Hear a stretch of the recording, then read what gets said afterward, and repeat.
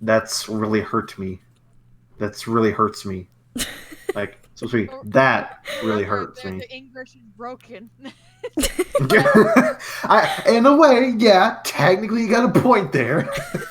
But grammatically, like, I don't know. Still, I was legitimately a little on the not so sober side when making it. So Though, you were literally like I cocked out ass I, drunk. I showed Violas yesterday. I had a rosé. All I Rosé, you hear mean is like those excuses. rosé, you mean like those pink wines? Yeah. Oh my All I hear god. is a good I time, heard brother. those things are sour as shit. It actually depends on which brand you get it from. The one that I I was had thinking about had that. like it starts off like a bittery lemony kind of Right. taste, but then the aftertaste becomes sweet. Okay. Alright, that makes sense. Cause I remember like going to freaking like to like a small little training class that my previous job had where basically we talked about like the drinks we served at the bar and shit, and I was just sitting there confused and being like, I'm not an alcoholic, I don't know what the fuck y'all are talking about. This is the one that I drank. It was like $4, like $3 to $4 at one of the convenience stores. Mm-hmm. And it's the size of it is it can handle up to 3 glasses. One box equals 3 glasses, or 5-6 FLOZ glasses of wine. And you want to know how potent this is for its size? Wasn't it like 13% 38? alcohol volume. And I only had half one time, and You then only I had had half the rest of that. when I was Why would you only have half of that? because it already got to me like one day, and then I just stopped and I waited like the next day, and then I drank the rest. But why? But why? Like, I mean, aren't rosés like kind of strong? Well, it depends. Like, it depends on the volume. The one that I had, like I said, was 13% in volume of alcohol. Oh lord. So yeah. That 'Cause there are doesn't kind that where doesn't you sound can like get fun. There are some where you can get it lighter, but Mm-hmm. it's a little complicated. Like the filler is questionable depending on the brand. Okay, that would make sense. Mm-hmm. I don't know why, but today feels like it has been like nothing but a slow day. Am I the only one that felt that way? Oh no. But I will say this: if you want a more fruity drink that's, in my opinion, a little lighter than a rosé and it's much more sweeter, Mm-hmm. you can make this at home. Sangria. Yeah, I mean, I've heard a bit about sangrias. Yeah, you use any type of red wine like Pinot Noir or anything like that, Mm-hmm. and you mix it with juice and have like fruits in them. Mm-hmm. And it depends on what kind of fruit you want in it. Mm-hmm. There are some people who like theirs to have berries, like from strawberry, blueberry, blackberry, raspberry, and others are more like on the citrusy lemons. And I was almost about to say tomatoes. I was like, wait a second. No, Well, that's like technically speaking, tomatoes are considered fruits, so like. well, the thing is a Bloody Mary. That's what you use a tomato for. But no, you would use like oranges, lemon, limes for the more sour kind of stuff. And if you want to go for the more sweet stuff, some people like go the extra mile and like I'm trying to remember they would use apples, Mm-hmm. peaches, and pears. Like so, yeah. Basically, a sangria you can manipulate it however you want. That does sound for its nice. flavor. I Dog, I'm remember. just trying to drink some rubbing alcohol. I remember on Instagram, I saw this. I saw this. I saw this one post on Instagram where it basically had like this sort of cocktail recipe where it was like a red velvet cocktail. And to be honest, it looked really good, but then I was all like, it has alcohol in it. Yeah. There's also other people who is it alright if I say like the YouTuber's name just in case? Because they're an alcohol beverage channel that make custom alcohol. I'm sure it's okay. Yeah, I mean, the harshest channel isn't really for kids, so I don't think they really give a it's never shit. really been for kids, Well, I'm just so saying it's it like... just in case you're not the kind that wants to advertise other people's channels. Oh, I don't really care. Like... Alright, Tipsy Bartender. He makes some really good, I've heard of him. Yeah, he, like, I think I showed it to you one time. Yeah, when you were, did. Like, when you were, like, ordering something from, was it Taco Bell? I don't know. And I was bringing up that he even made milkshakes using alcohol. Yeah, I remember you telling me that. It was impressive. Yeah, one was called the Drunken Cookie Monster Smoothie, and it was basically a cookies and cream milkshake with colorful frosting on top and an Oreo cookie. Oh and my googly eyes god. to make the frosting look like Cookie Monster. That sounds amazing. I don't know why. Like I'm not an alcoholic, or I don't know what He like makes fancier drinks. It's not like for the strength. He's only in it for the taste. Yeah, like I don't know if I were to drink like at all, cause you know I'm 20, so I don't drink. One more year. If you can't stop me, brother, don't worry about it. I mean, if I were to drink, I would want something that tastes sweet and I don't taste the alcohol at all. It's like the same thing with me and coffee. I will happily drink the caffeine as long as I don't taste the coffee. Have you ever tried or considered trying spiked eggnog?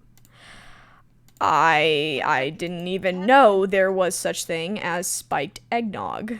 Well, you've seen the memes where people are like, oh, this person had one too many eggnogs, and like the person looks like they're drunk. No, I have not. Oh my gosh, I'm dealing with a little baby. It's interesting. So, also Tipsy Bartender does these things where he does Jello shots, where it's like he literally just makes Jello with instead of water, he uses a little bit of alcohol. Oh, he also does a thing where like he infuses alcohol into watermelon, and it's really nice. Oh. I'm not a watermelon type person, but he made me convert.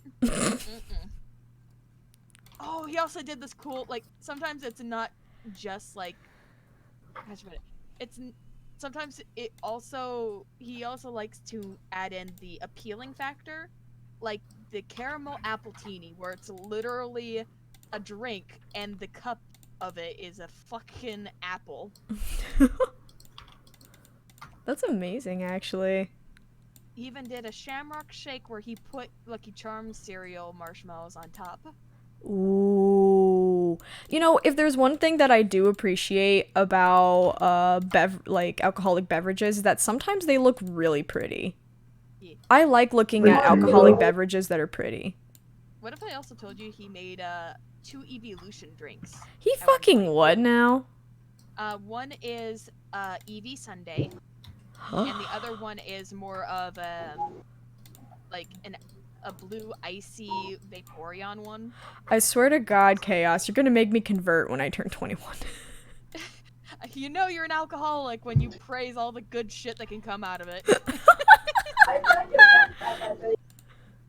I'm trying to see what else they got that's really nice. But yeah, I would recommend, I'll try to see if I could try to find the lightest kind that you Chaos, are you sure you're not a fucking bartender or something? Yeah, that's what I'm wondering. No, but apparently I have the charismatic, tendencies of a fucking cat.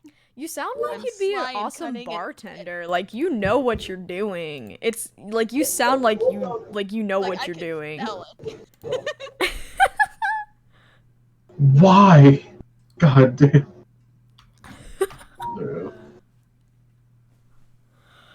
Oh my fucking god. I can't. Loveberry shots, ooh. They also have some that are like really lewd. Oh, he even covered no, it wasn't him, but someone else covered the Flaming Moe. Have you heard of that beverage? No. It's a Simpsons reference. It's based on an episode, this is old school, where before they were deadbeats. So there was an episode where Homer Simpson was drinking an average drink. He made it out of he ran out of beer, so he made some weird concoction that used cough syrup, which is an actual ingredient that can be used in alcohol beverages. I think there's some. I think that's called lean or something. What Yeah, the and what fuck? happened was that as he was drinking it, it tasted nasty. But then I think it was either Patty or Selma. They were smoking their cigarettes, and a cigarette butt got lodged into his drink, and it caught on fire. And as soon as he blew it out and took a sip of it, he said it tasted so much better. And then Mo stole the recipe and like made a big business out of it. Alcohol, like it all depends on what it looks like. If it's not pretty. Yeah, and then there's like if like there's also fancy alcohol beverages out there that just taste like utter garbage but look really nice, and there's one that has like a shimmery silk look to it, and it's purple. So if you end up seeing that, just know that it tastes like pure cough syrup, and that's where some people got the idea of the flaming Mo. I know people like I don't know. I think this is just a people thing that they do. I know a bunch of people who like mixed very very strong cough syrups, Sprite, and like Jolly Ranchers or something. It's like a fucking drink, and they used to like. I don't know what it used to do. I think it used to be like an alcohol substitute. I'm kind Never of tried it, right but now. it's kind of sus. I should also tell you this. If you want to try a version, I do recommend using Italian soda in substitution for like not white wine per se, but a bitter alcoholic concoction. Like so you don't have to fully endure it, but still enjoy the bubbly, fizzy and taste to it. My favorite is that I'm gonna botch this so badly. San Pellegrino, and lemon flavored's my favorite. It's like, oh, yes. Let's see. All right, so there's this one that I just saw that looks really nice in the thumbnail called Pillow Talk. Oh, that's a mood. So that looks really nice. Wait, what looks really nice? There's an alcohol beverage called the Pillow Talk, and they use a fish bowl. Like, not an actual fish bowl, but that's what they kind of call the bigger drinks when they use a very big round glass. Mm-hmm. And basically, it has like strawberries in the shape of hearts in there. Mm-hmm. And it looks like it's a clear beverage at first, but then they pour 2 shots of what looks to be some sort of margarita mix. Mm-hmm. And it looks really nice. It has like that shiny, glittery look to it. Well, not actual glitter, but you know, it looks modernly new. Mm. Oh, they even made something called Drunken Donuts. Drunken Donuts. Yeah, there's actually I think it's either in New York or New Jersey where there is a place that sells boozed up donuts, and they took inspiration from that and made their own. And basically boozy donuts. Like, yeah, like you know, like the cream filled ones. Oh my god. Just boozy donuts. Yeah. Anything can get boozed up.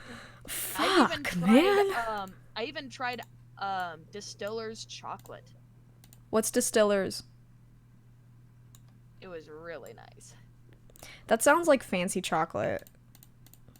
Yeah. I even had one that was like in the more winery department. Mm-hmm. And I will say, not a fan of the Chardonnay one, mm-hmm. but I did like the Pinot Noir one. I swear to God, I will admit I feel kind of stupid because I do know like half of the stuff you're talking about, but at the same time, the only reason why I know the stuff you're talking about is because I worked at a restaurant that has a bar and I was required to memorize the fucking drink menu. Yeah, but I will say this, what's your taste preference? Like sweet, bitter, cold, hot? I can't say for certain because I don't drink. Well, no, it doesn't need to be alcohol in general. You could just be like, you fancy more of like sour stuff, like lemon candy or lemon juice, or you fancy more like I think chocolate. Honestly, I feel like it would just depend on my mood for the most part, like, because that's honestly how I am with certain things too. Like, if I am feeling like I want something sweet, I'll want something sweet, but if I'm feeling like I want something that's like ice cold and bitter, then I'll probably enjoy that. I think it just really depends on what's going on. Here's this thing called the rock candy martini, where the stir stick is a rock candy stick. You can literally stir it to be sweet. I've never had a rock candy stick before. There's also something called Irish cream, where it's basically, I think it's either boozed up alcohol that has coffee or chocolate in it. And someone made, Tipsy bartender made something called the Irish cream fudge. Oh, wow. That sounds really good.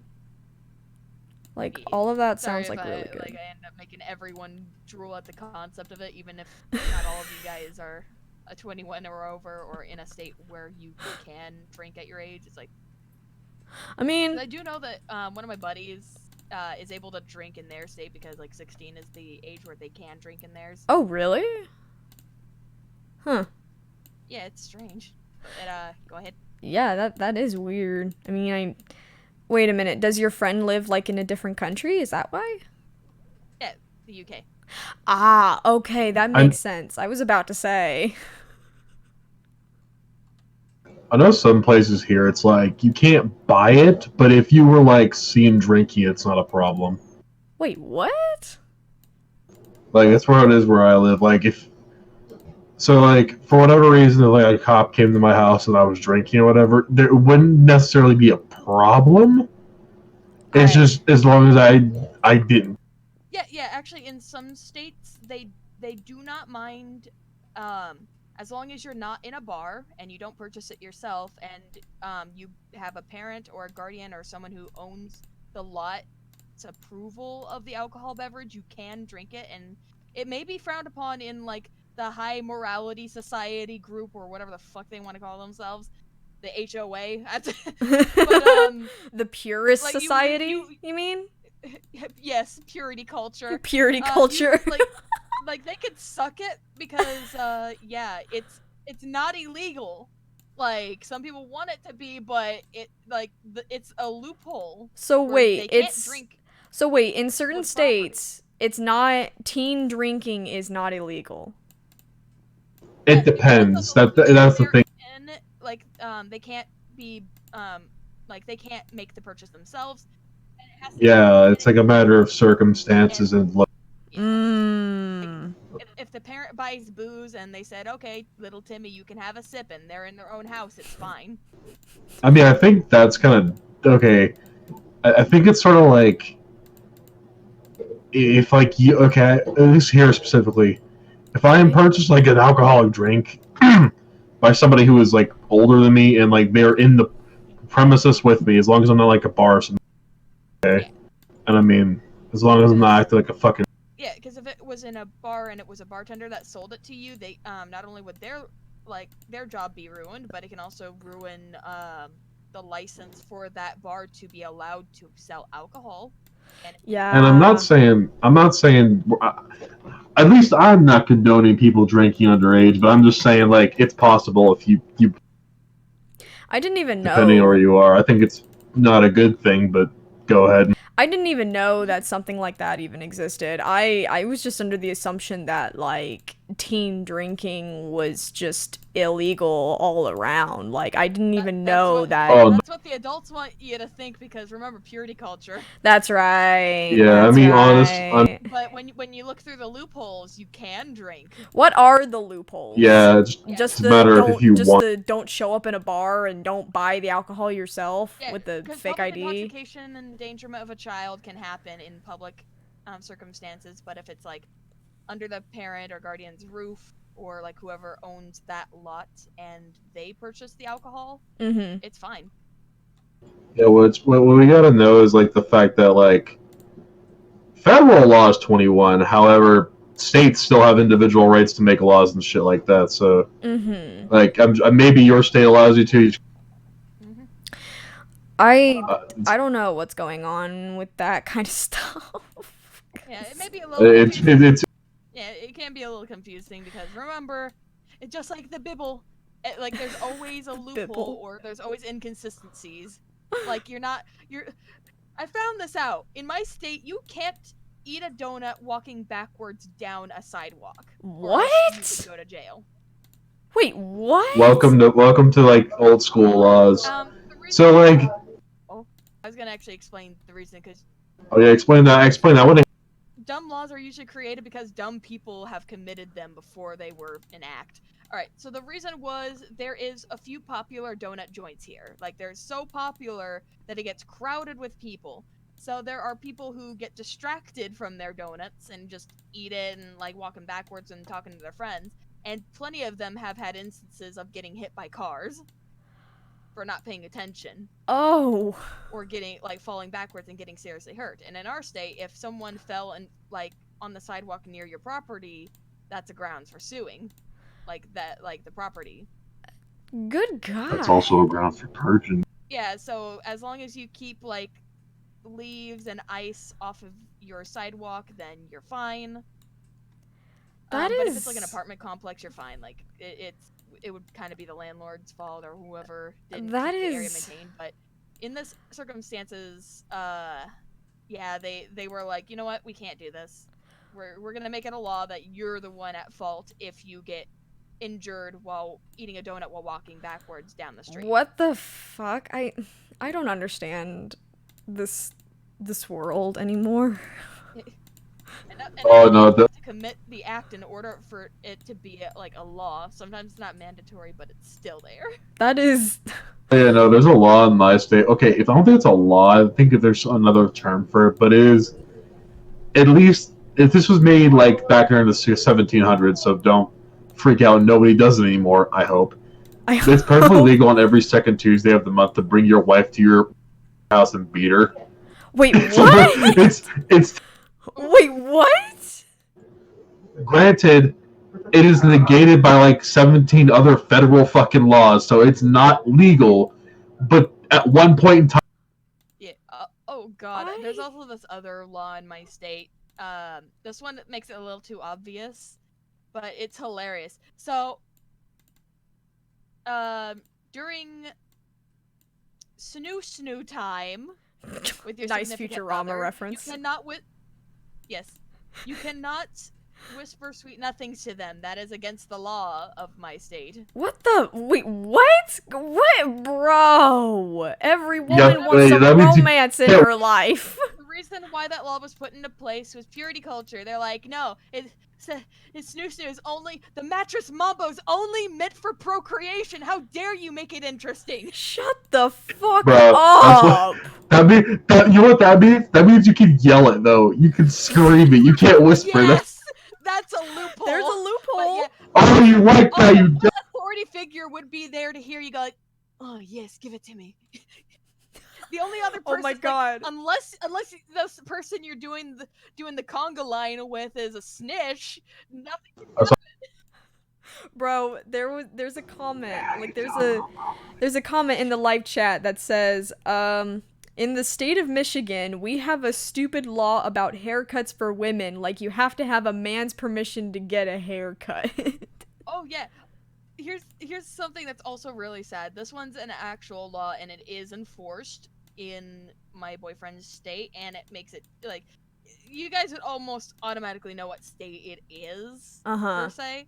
But in the state, if you want to get rid of your ovaries, aka like either transition or just you can't have children or else you'll die and you need your ovaries removed, you have to have your husband's permission and have 3 kids in order to be allowed to get your ovaries removed. That is fucking stupid. Basically, yeah, so literally you could be like, oh, I got my husband's permission. Do you have 3 kids? No? Then no. That is there's a fucking song. There's no loophole around it. You can't adopt 3 children and say, okay, time to get my ovaries removed. No, they have to be biologically your children by law. That is stupid. I mean, the fact is everybody knows. Like, you didn't even have to say the name. Everybody knows what state you're. No, that's actually not the state, by the way, Mio. Like, no, bro, damn, you got. I remember when I saw this one Twitter post where I think this guy was kind of confused on why women have to go through like such a process just for like something about their bodies to happen, like for example sell their eggs or something. And someone responded with, gee, it's not like men are more in control of their bodies than women are. Yeah, that, and they can produce an infinite amount, while if a woman sells her eggs, it's a limited supply, so that they're more compensated with money. Yeah. That's the reason why there's such a bigger thing to do shit with bodies, like as far as like selling shit or whatever. Mm-hmm. Also, the fact that it depends like what you're selling. Because you're selling like ovaries and shit, that's a little or like eggs. I mean, that's kind of that's interesting. Helping women who are unable to produce eggs themselves, like going through menopause early or something like that. It's also there's scientists, like, I think it's recent or it's been around for a while. I'm trying to remember about it, but I remember hearing this from a relative that the process behind it is if you were to put a skin cell in, like, inject a skin cell into one of the, it would make unlimited skin cells, or it would make a skin. Into a flesh pile, and they use that to make replace skin for third-degree burn victims. Yeah. Yeah. That's Damn. damn. It also depends on the state. Oh, hey, welcome back. In my state, you can get $1,800 per session. For fucking real? Yo, dog, I'm about to fucking like, I'm about to just like take an egg and like put like the same skin that's like in a nutsack or whatever and just like graft it. So imagine, you know, a giant sack on. You know, I read somewhere that if a woman were to sell her eggs, she is least likely to get pregnant. Oh yeah, like No! actually, it's also, here's the thing. I've been told this because I was thinking of doing it with mine, but of course Richard nagged at me saying like, "Oh, but you're not gonna have any kids." I don't give a fuck. I don't want kids. So what happens is they give you a supplement that will make you hyperovulate. Yeah, I read that somewhere.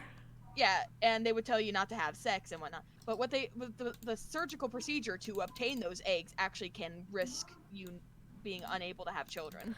Oh damn. If the procedure was done wrong. Oh And it damn. could possibly kill you. Oh shit. That's why they compensate you with a lot more money. Meanwhile, guys, if they want to donate their sperm, they just gotta take 5 to 3 minutes in the bathroom, and then they're done. They get like $250 in my state. I wish Yo, it dog, was how are that you trying easy. to nut, man? That's I Also, wish it was hey, that hey. I wish it was that easy. Hey guys. Yo, Junkie, you trying to? What? No, no. I was gonna show something really quick. So like, my editing software has been acting up lately, and this is just a minor glitch. It doesn't really bug me. I can easily fix it. But like, during the time I was trying to crash, every time I had to restart the PC, and when I tried to get it to finally work, suddenly this popped up on my PC when I was trying to load a sprite. This. Just automatic. Who the fuck is that? That is my friend Lulu. Ah. Yeah, but I was also gonna quickly mention this.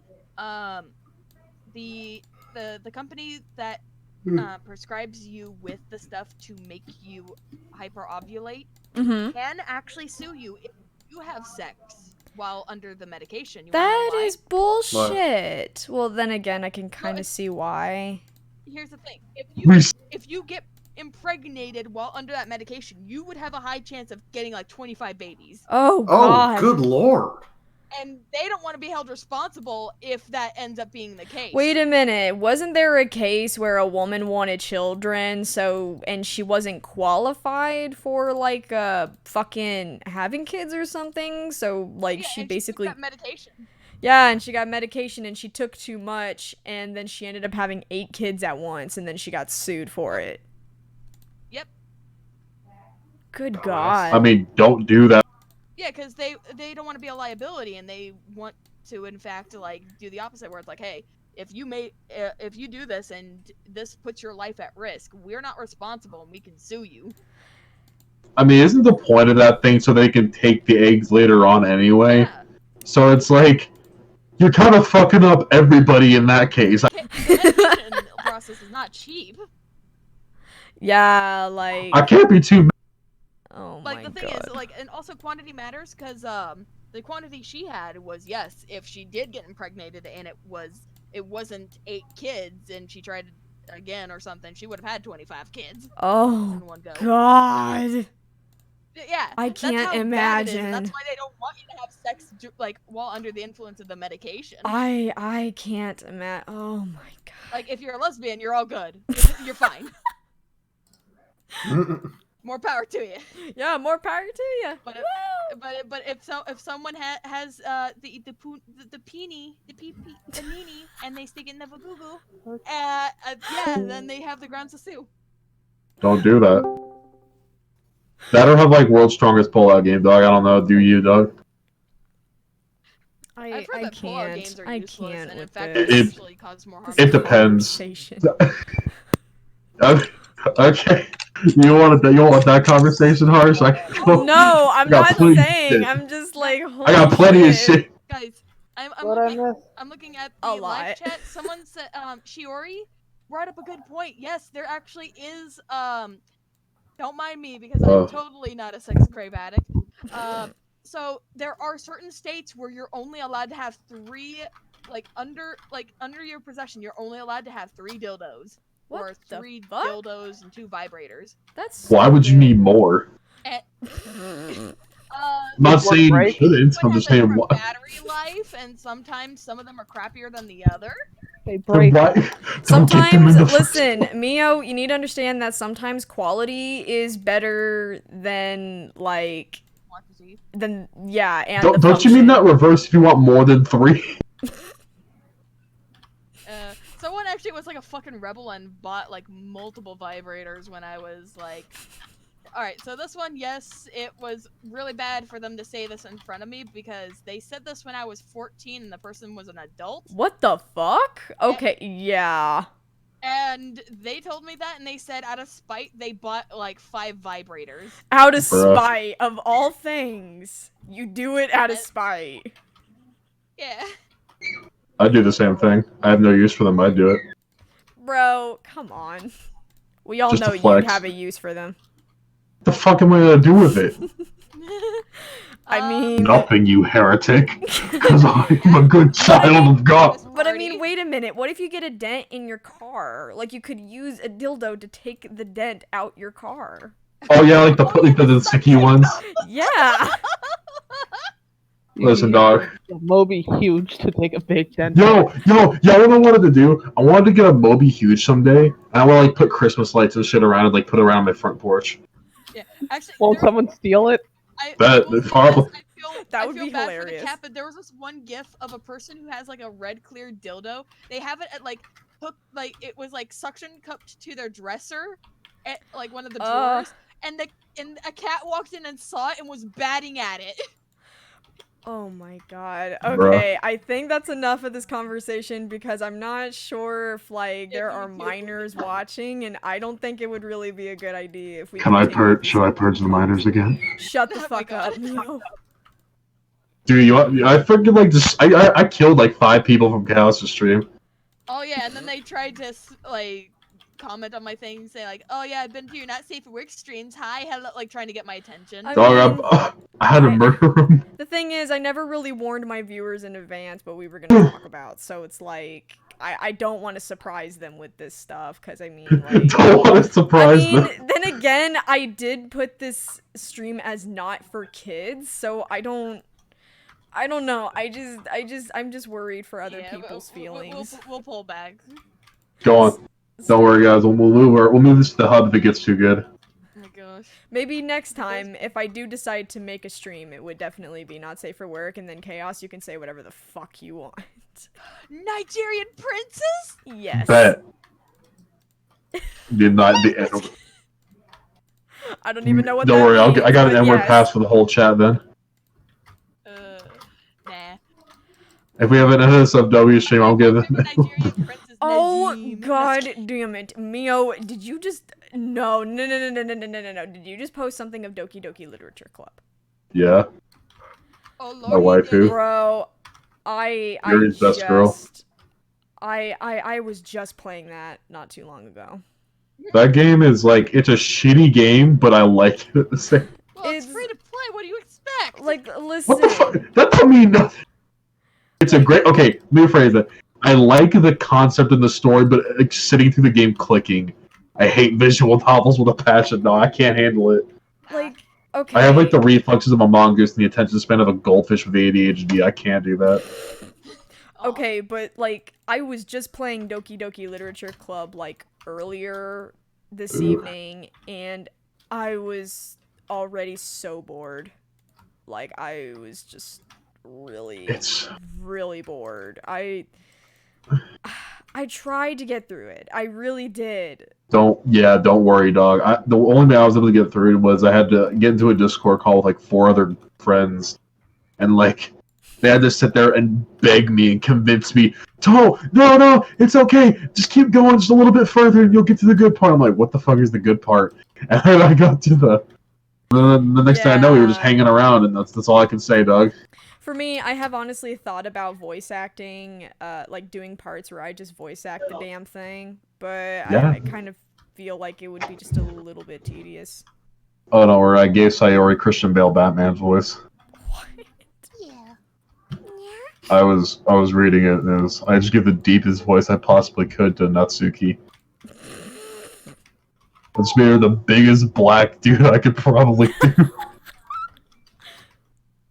My friend did Monica, but the rest were all by me.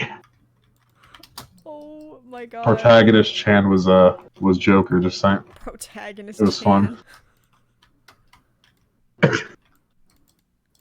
Yeah, no, my friend though, she did warn me that I probably wasn't going to be interested in it because she wasn't interested in it, and we kind of have like the same interests somewhat. I mean, as far as I'm aware, I'm a sucker for the horror genre, but me and her, we both kind of have the same interests somewhat. I mean, we do like different things, but we also like a lot of things, and if I like something, then she's bound to like it, and if she likes something, then I'm bound to like it. It really just depends, and if it is so boring that one of us tells each other, yeah, it's gonna be really boring, don't bother, we go and we watch or do it anyways, and then we're all like, yeah, it's boring. It's a lot more fun when you're doing it with a bunch of boys and just like have like maybe 2 out of the 4 of them be. I think one of them was stoned, the other one was like on his 8th shot for that night of like just straight like Hennessy or whatever. Yeah. So we were having a good time. Yeah. And I was just sitting there just like reading it. Yeah, I enjoy that meme, by the way. That's about. Oh my god. If we're gonna go dark, that's what we're going, boys. Yuri's best girl, though. Nobody can change my mind. Not too harsh of an. Let's Make not the forget orange the shade a fucking- bit less, I don't know, vibrant. Makes the shading look a little bit off. Make it a lighter orange. Yeah. If somebody's give me a link to Harsh's stream. I'm trying to watch it. I can't find her. Killed everywhere. So I also Hold on. found this one anime I showed to Mio the other day. It was something called Ghost Stories. Oh my god, I love that. And he already found his favorite character. I met our Lord and Savior Jesus Christ. It was beautiful. I actually kind of like the Jewish guy, though. He was pretty fun. He's probably my favorite, honestly. Honestly, though, Ghost Stories was a really funny dub. It honestly reminded me of, like, the 80s Devilman dub, to be honest. It's not because you're a rabbit, but because you're black. Don't worry, ghosts are real. They're just as real as Republicans. Yeah. I loved the dub. I actually heard the Japanese actually liked the English dub more. Yeah, because it was like. Oh my god. It was art, dog. It's called hentai, and it's art. It's called hentai, and it's art. You good there? Also, harsh. I finally colored in that octopus TV head, man. You colored in Octavius? I colored in You Octavius, colored in the forgot Octo his name. baby? The I gave him a Octodaddy? nickname. I gave him a nickname. What'd you call him? You won't be surprised of what the nickname is. I probably won't, but give it to me anyways. I'll type it to you.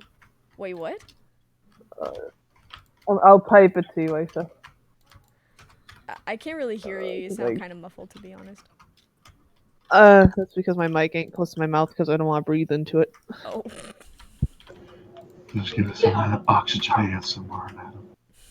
Oh my god. Ah, yes. Faeiju shall give us that good old Exhale. ASMR. Me fucking doing ASMR. Real estate. Oh god. Oh no, do you remember the free real estate ASMR, madam? Hi, this is Faeiju, and Yeah. I know. Stop. Jeez, God has left the server.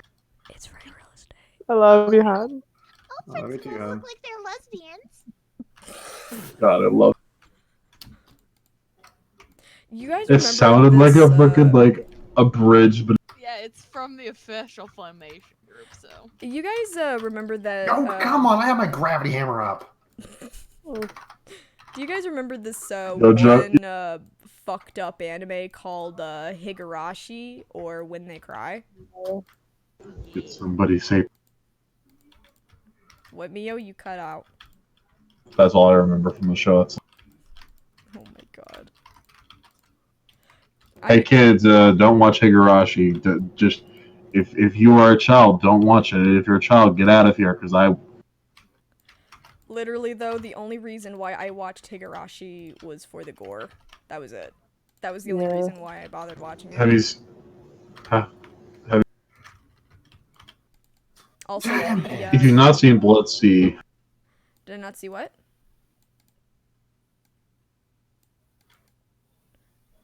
I don't know what's going on. Let's just say that its anatomy is almost similar to fucking what was it? Triple X Holic. it's pretty dope, honestly. I like the but like the gore in it was like pretty. I don't like gore personally. It's called the Ugly Barnacle. Once there was an ugly barnacle. He got so ugly that everyone died. I wouldn't say the end.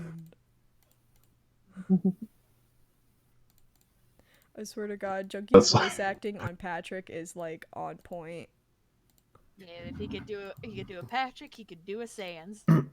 Oh, Pat the sponge. Pat the sponge. Testing. Testing. Testing. Testing. Testing. Testing. Testing. Testing. Ah! Test. Do you read? Oh my God. Wait a minute. You're telling me that he could do a Sans voice? Oh yes, a lot of people like. Oh it. yeah, it's right here. What the fuck do you expect? Bull fucking it's my shit. Sans voice. Hello. Bull fucking shit. Let's just say that the only kind of Sans. Yo, what's up? My name's Sans. What do you want from me, huh? I could do swap Sans, and I depends on the swap fell kind, because the swap fell I give him a Peridot voice. Bullshit. You see, human, you may have fallen for all my other plans. However, this one, you will not escape. It is time for the ultimate plan. I am going... Listen, Pep, we told you this before. It's not worth it, okay? I have to do it. Sans, I need to Are you guys actually? Oh God, I almost went RPD there. Oh, bless you. Oh, thank you. Just imagine the beginning of episode 4, Darth Vader rolls in just, I'm going to say the N-word. You may look blacked out. Bless you. Yes, I can. Okay, straight up, Chaos, why do you sound like Toad for a moment? I don't know what you're talking about. You know I don't like that.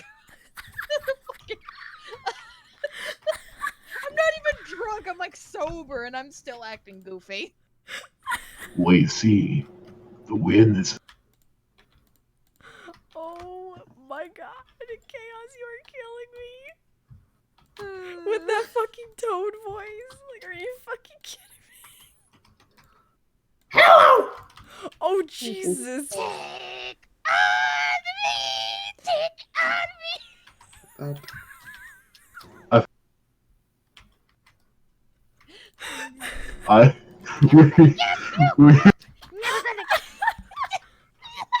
We've gone to not the person. Oh my god. Hi, I'm Nifty. It's nice to meet you. It's been a while since I made new friends. Why are you all women? Are there any men here? I'm sorry, that was rude. Oh man, this place is filthy, and it really needs a lady's touch, which is weird because you're all ladies, no offense. Oh my gosh, this is awful! I love the face only reactions like, what? I think I could do a good Nifty. Apparently they wanted to ask me to tell you this. Junkie, do a Yu-Gi-Oh character voice. Oh, Oh, my God. god, please. How? No, look what I y'all am now a member of the Mile High Club. God, remember that one Look video? what y'all done. One animation that someone did where it's like the big kahuna, the 6 feet under. The big cheese. Oh my god. I must have faith in my cards. I have faith in my cards. What the I have fuck? calls. Hold on. Someone also asked God, Junkie. Yugi. Someone also asked this is Junkie, do Yugi Moto's voice. Oh god. Not the creepy bastard. Yugi. There are Hold on, I'm a already little busy people right now. who are asking you to do voice requests, Junkie. Oh, Jesus. Jesus. I'm busy playing a game right now. I want to take a break. Someone Bro, even okay. asked you if You you could guys- do a Metaton. Nah, who the Oh god. fuck? Yo, I swear to God. Yo, do it. It's been a minute. We gotta. What the fuck? No. What we need to do is put. I don't know, people darling. Can I? Oh no. Here we go. Rest in peace, Madden. Unbreathe. 19 blank. Breathe, Faye. Remember, you have What is lungs. oxygen? What is oxygen? You What know is life? what? What's the You know what, Junkie? Since you're trying to take a break from your voice, I'll make Faye flustered. Oh boy. I did nothing wrong. I did nothing wrong. I'm sitting here being a good little shit, and y'all fucking doing this. Oh. Oh, that is the Maybe hating that of is some of them. that sort of flamboyant anime where it's like, I'll cross the barrier and become a real star. Damn it. No. No. I don't need this shit. I did nothing wrong to y'all. Oh, I come used to be able to on. flush it back. Come on. It's fun. Who else is It's doing fun it? to y'all. Only for not for her. Doing a sample. Give in to the I'm dogs. sitting here drawing a clown. Oh, come on, Faye, dare you, darling. It's only a small price to pay to push someone past the breaking point.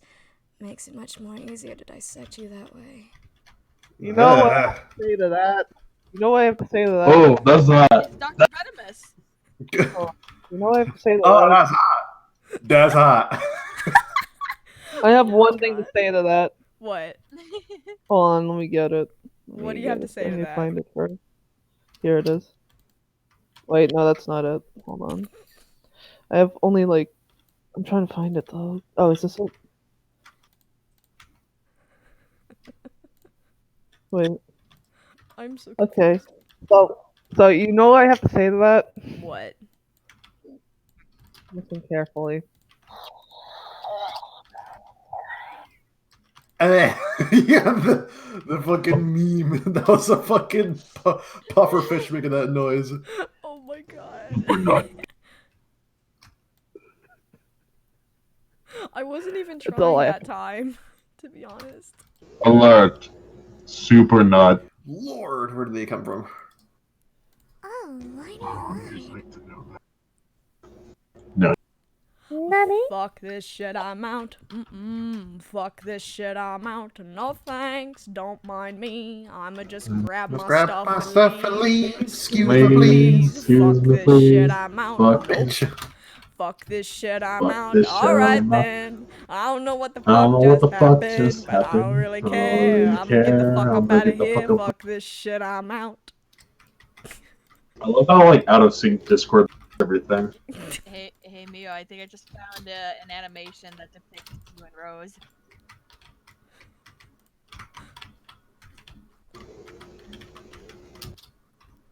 Let's see if this meets my stat. One person. Let's take a look, see if this meets my. Who is your favorite Yu-Gi-Oh character from Duel Monsters, GX, and 5D? I tried to get into 5D and GX, and I didn't really like anybody, to be honest. It was kind of hard getting attached to characters because I don't know, like when I took a look into them after watching like several episodes of Duel Monsters, I don't know, there was just something about it where it just didn't really feel the same anymore. Like there was just I'm eating all of my stuff. I don't know. I think maybe the reason why it didn't feel the same is because Kaiba wasn't there. Because I mean, he was basically like the secondary star of the show. Like he was mostly the reason why a lot of the things happened in Duel Monsters for the most part. Also, it feels kind of weird without seeing like the main character that started with all. Like it was so weird not seeing Yugi. It was so weird not seeing like Come on. every like. Sorry. No, it's okay. It was so weird just not seeing like all those characters that I grew to love. And sure, I did try to love the other characters from like the other series, but I don't know, they just weren't as, I guess, charismatic as the other characters were. No, I meleeed you. Fuck's sakes. My cheek. But I literally haven't seen Yu-Gi-Oh since like I think it was the last episode that Yu-Gi-Oh in. We're out of lives? You want to know what was the most dumbest, like, okay, I was literally that one weird kid growing up, and I remember, like, way back when Yu-Gi-Oh was, like, a huge-ass thing right now, like, at that time, like, I remember seeing, like, dual discs being sold at like Walmart or something. Like they were like, bro, Yu-Gi-Oh was fucking everywhere, and I was never really interested in it as a kid, and yet every time I would see it on TV, the only reason why I would keep it on TV is just to watch the opening. After the opening was done, I would immediately change the channel and then watch the I feel that. So I feel you that. don't care about anything. I didn't get into it until like I was a fucking, junior in high school, and I was the vice president of an anime club, and my friend, he brought in an episode, like, he brought in an entire fucking case of, like, season 1 of Yu-Gi-Oh!, and we were basically going to binge on it while also fucking, like, playing Yu-Gi-Oh! And shit, and I saw the first episode, and I was all like, yeah, okay, I'm messing with it. So then I went to my friend and I said, hey, so I started watching Yu-Gi-Oh! And she was like, well, wow, you're fucking late. I'm like, yeah, I am. And then she started telling me shit like, I feel like you would like Joey. I'm like, that's gonna be a problem. No. She's like, why? That's gonna be a hard no, boss. Yeah, like, that's gonna be a problem. She said, why? And I said, because I kind of like Kaiba. And she's like, yeah, I figured you would like him too. And I'm like, fuck, am I that predictable? She said, yeah, you are. I'm like, okay. Ouch. Like, fucking ouch. But she was right. So, she was right, of course, but it still hurt. Does anyone else seem to have issues like every Christmas the tree keeps speaking Vietnamese? Mokuba, what is it that I've always told you? If at first you don't succeed, blast them with your blue eyes again! Oh my god. Oh. Also, am I the only one that notices that the main character you say from 5Ds has the goddamn Shadow the Hedgehog hair? No, we had the. Who is your Doesn't help the favorite? fact. Who is your favorite artist, or if you don't want to say who is the biggest inspiration? My friend Jada. She's my inspiration. Because I love her art. her art is like so amazing, and I want to draw like her like so fucking bad. And every time I see her art, I'm like, why can't I draw like that? Like, she does anime art. Learn, Like, it takes really time. good. Yeah, it does. But sometimes I wish I could just fucking snap my fingers and then all of a sudden I can just draw anime and then just draw whatever the fuck I want. Like, Don't worry, dog. I've been doing it for like 13 amazing. years. What practice makes boys sick? We'll get it eventually, dog. Jada, yes, you are that good. Shut the fuck up. Yeah. She's freaking out in the chat. They're not.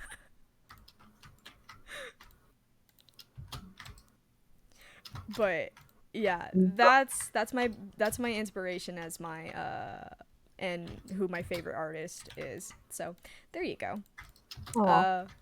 You guys in the chat, feel free to ask any questions that you have, whether for me, for Junkie, for Mio, for Chaos, and Faeiju. Feel free to ask us any questions. Like, that's only if you guys are comfortable with asking questions or answering questions.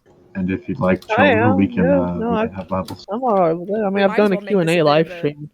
We might as well make this a bit of a Q&A if you guys are comfortable with that. Yeah, no, I'm good with that. Because, I mean, hell, one time when I was living at a motel, I did a Q&A from a mobile phone.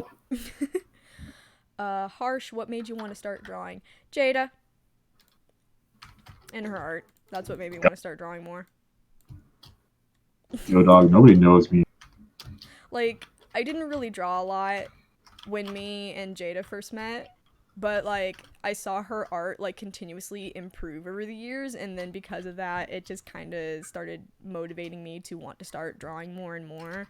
And I don't know, like, over time, I just kind of lost my drive to write, because I used to be, like, such a big-ass fanfic writer, and now I'm not. I don't really write anymore. It's like I can't. It's like I don't have any motivation to, like, write fan fictions anymore or any of that shit. And I hate it, but at the same time, it's nice, because it's like, hey, I feel like I kind of grown up a little. So now I kind of just go to drawing a little bit, just so I can get some thoughts out, or at the very least, just to help calm my anxiety a little. Because I kind of rely on base art to kind of help me regulate my feelings a little. Because sometimes it's hard managing throughout the day. So, yeah. And then I'm seeing my friend's art, like, continuously improve, because she's, like, drawing almost every single fucking day, as far as I'm aware. And I swear to God, like, her art is, like, so fucking good. Like, I absolutely fucking adore it. And I want it, and I want to, like, draw just like her. But it's kind of hard, because when you have such a lack of confidence for your own art, and I think what's even worse is, like, I have a picture in my head, and I know exactly what I want to draw. I attempt to draw it, it doesn't turn out good, and then I scrap it, and I never touch it again. And it's because I know of that feeling all too well. Yeah, and it's because of that I've grown, like, such a lacking of confidence in my own original drawings, and that's why I always turn to base art, like, so fucking much, to the point where I rely on it. It's...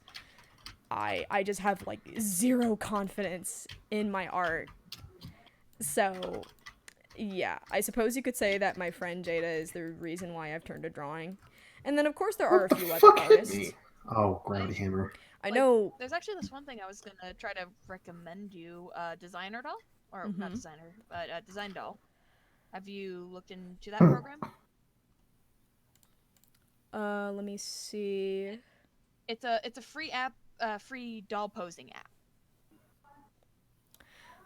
And basically, you could, like, pose the doll to do whatever you want it to do, and then you can, like, take the free version. I've been meaning to look into that. You would need to screenshot it and then draw over it.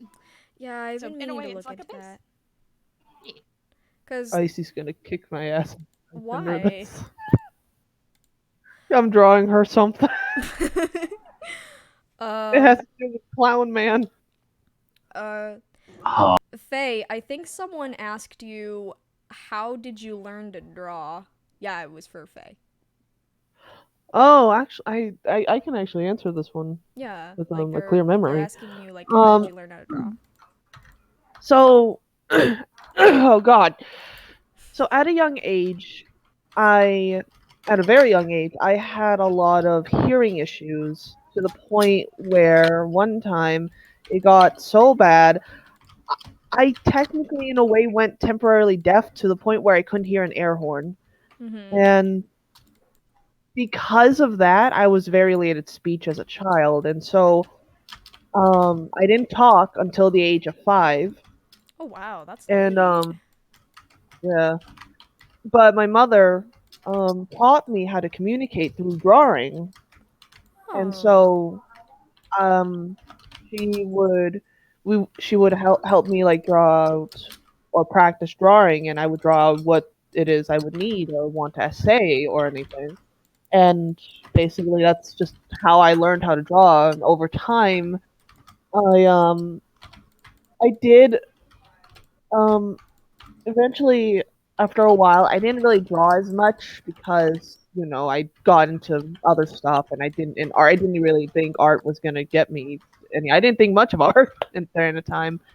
And so, eventually what got me back into it, unsurprisingly, is Sonic the Hedgehog. Everyone, as far like I swear to God, it's like every time someone goes through a drawing phase, it's either Sonic or anime. Yeah. Yeah. Like after a while of seeing Sonic X, I got really into it because it was something that just brought a lot of creative inspiration to me, and I wanted to make something. So I made a couple fan characters. I used to draw characters with only from them from a side view and the body looking like in the front or from the side view. That's all I used to draw. There was never front, back, or any of that 3-dimensional shit I do now. And over time I changed OCs here and there. I had a wolf character called Saphira. Ooh. That one's dead now. Oh.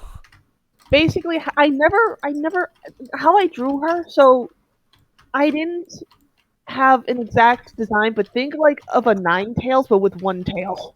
Oh. Basically, So something like that. Today? He was actually supposed to be a wolf. I didn't know what animal Ninetales was during the time because I was very young.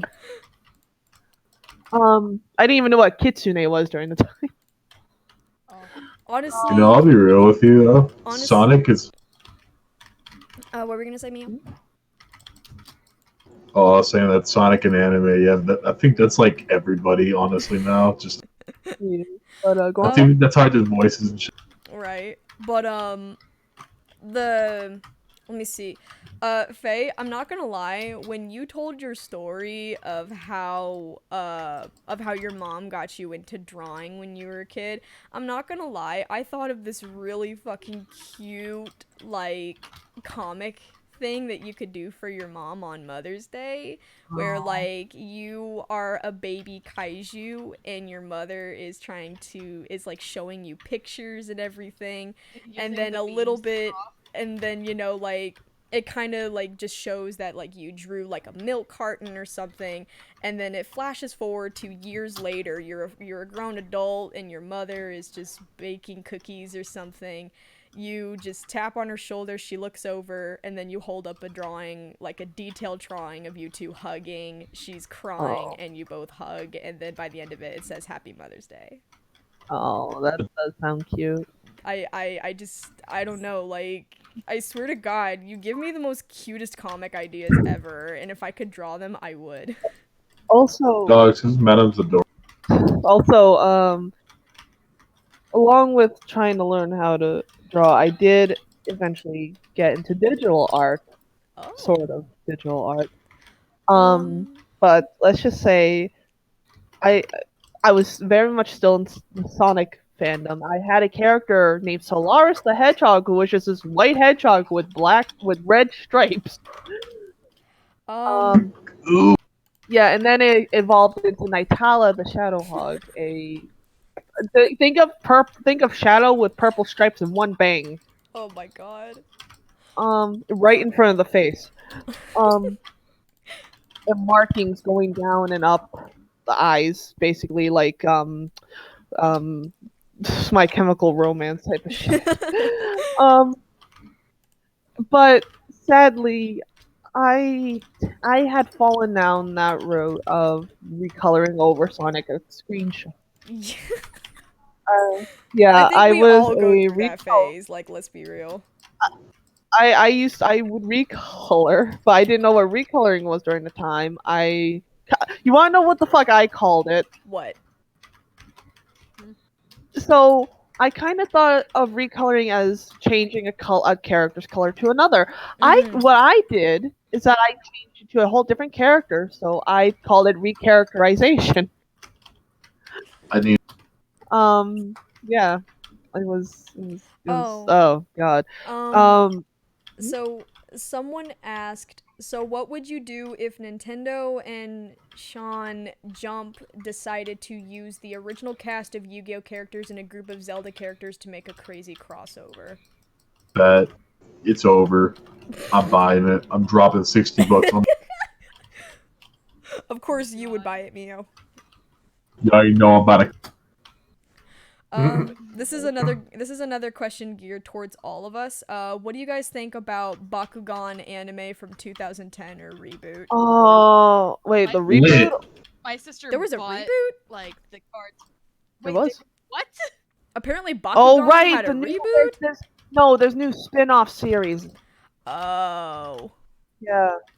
So but are they talking about the old Bakugan anime from like? I think so, because they said Bakugan 2010, so I think that's what they're referring to. I don't know. I never watched it. When I was a kid, I never really gave a shit about those kinds of animes. The only reason why I would keep them on the TV is just to watch the opening and then change the channel. For me, I was stupid. I was a dumbass kid. So, are they asking what we thought of the anime? I think so, yeah. I'm sorry, I'm multitasking, so I'm trying to like listen at the same time. I mean, I at the age I was a preteen. I genuinely did enjoy it to the point where I even collected the little Bakugan figurines. Yeah, I think I saw them around, and I think they were even McDonald's toys at some point. Yeah. I remember one kid got his head busted. This one's a question for Chaos. Chaos, what inspired the design for your avatar? They're the perfect mix of cute and creepy, and I'd aspire to do that with my art.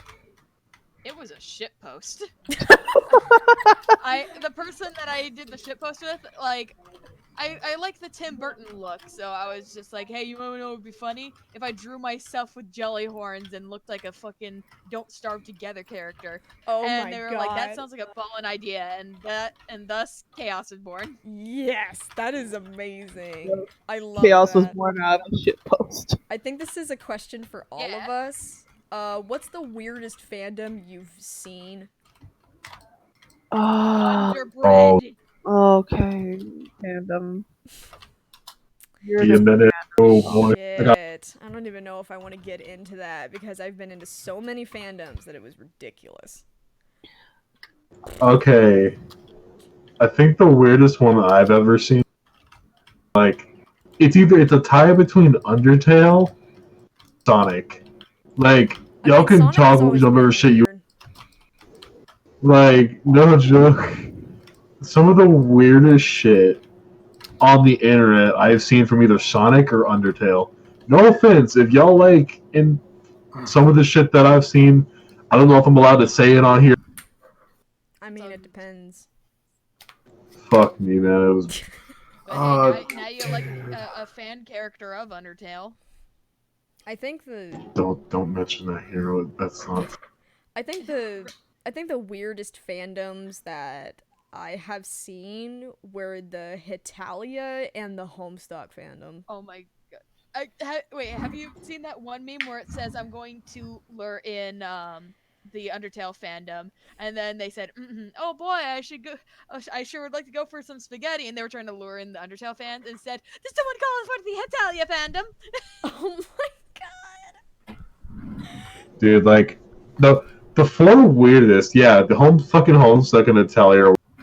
Yeah, I remember when I was like 13 when I got into the Homestuck fandom, and yeah, I was one of the weird fans, but I wasn't so weird to the point where like it caused a problem. I was mostly just one of those 13-year-olds that didn't really know any better and just made fan characters that was not meant to be a self-insert, but it ended up being a self-insert anyways because I didn't know how to design characters for shit back then. Also, someone decided to do an edit for Chaos, and they did this. Oh, what the, Oh my God. god. I don't know. I can't tell. It was from one of people that Faye knows named Nian Yan who did this. Oh. They apparently do a lot of edits. They've done a lot for me during my streams where they take like pictures of like from my webcam and like draw over, and it's funny as shit. Oh, hey Junkie, remember the one where I put your face on a lemon? Oh, I remember that. Oh God. Oh my god. Let me try to see if I can find it. But Oh my god, there's this comment on the chat that says, I accidentally called Junkie Donkey. oh my God. Yeah. But Yeah, actually, they referred to me as Donkey. What are you doing? But for me, the weirdest fandom, I had to think long and hard about this one. I'm gonna be honest. Now, the weirdest fandom I was in was 2012 creepypasta fandom. Mm-hmm. Oh shit, I forgot. The Oh my reason why God. I specifically say 2012, god damn, the shit that came out of it. Yeah. Oh my god. I think. Did you guys know that Boku no Pico has a fandom? What? Well, remember. Okay, never mind. That tops it.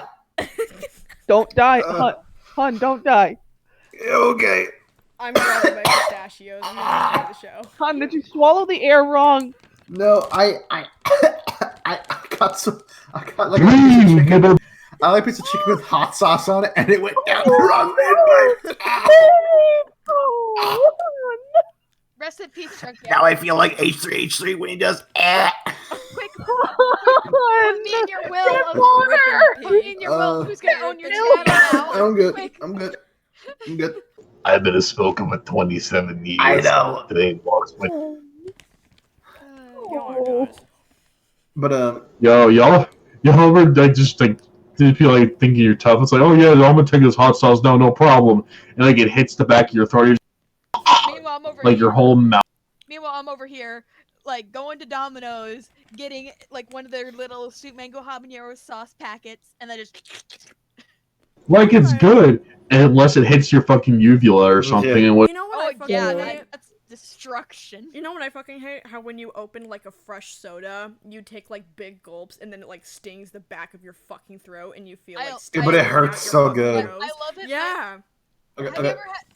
Oh, yeah, go ahead. You're gonna forget anyway because this is gonna be a long story I'm gonna make. Oh yeah. So like, have you ever had those kinds of instances where it's like you swallow something wrong and it feels like it's like extreme pressure to the point where it stings in your throat, like when you swallow something too hard? That's not what I mean, Mio. What? No. I've never experienced that. So I was saying, are you okay? Like, But yeah, honestly, go ahead. when I asked.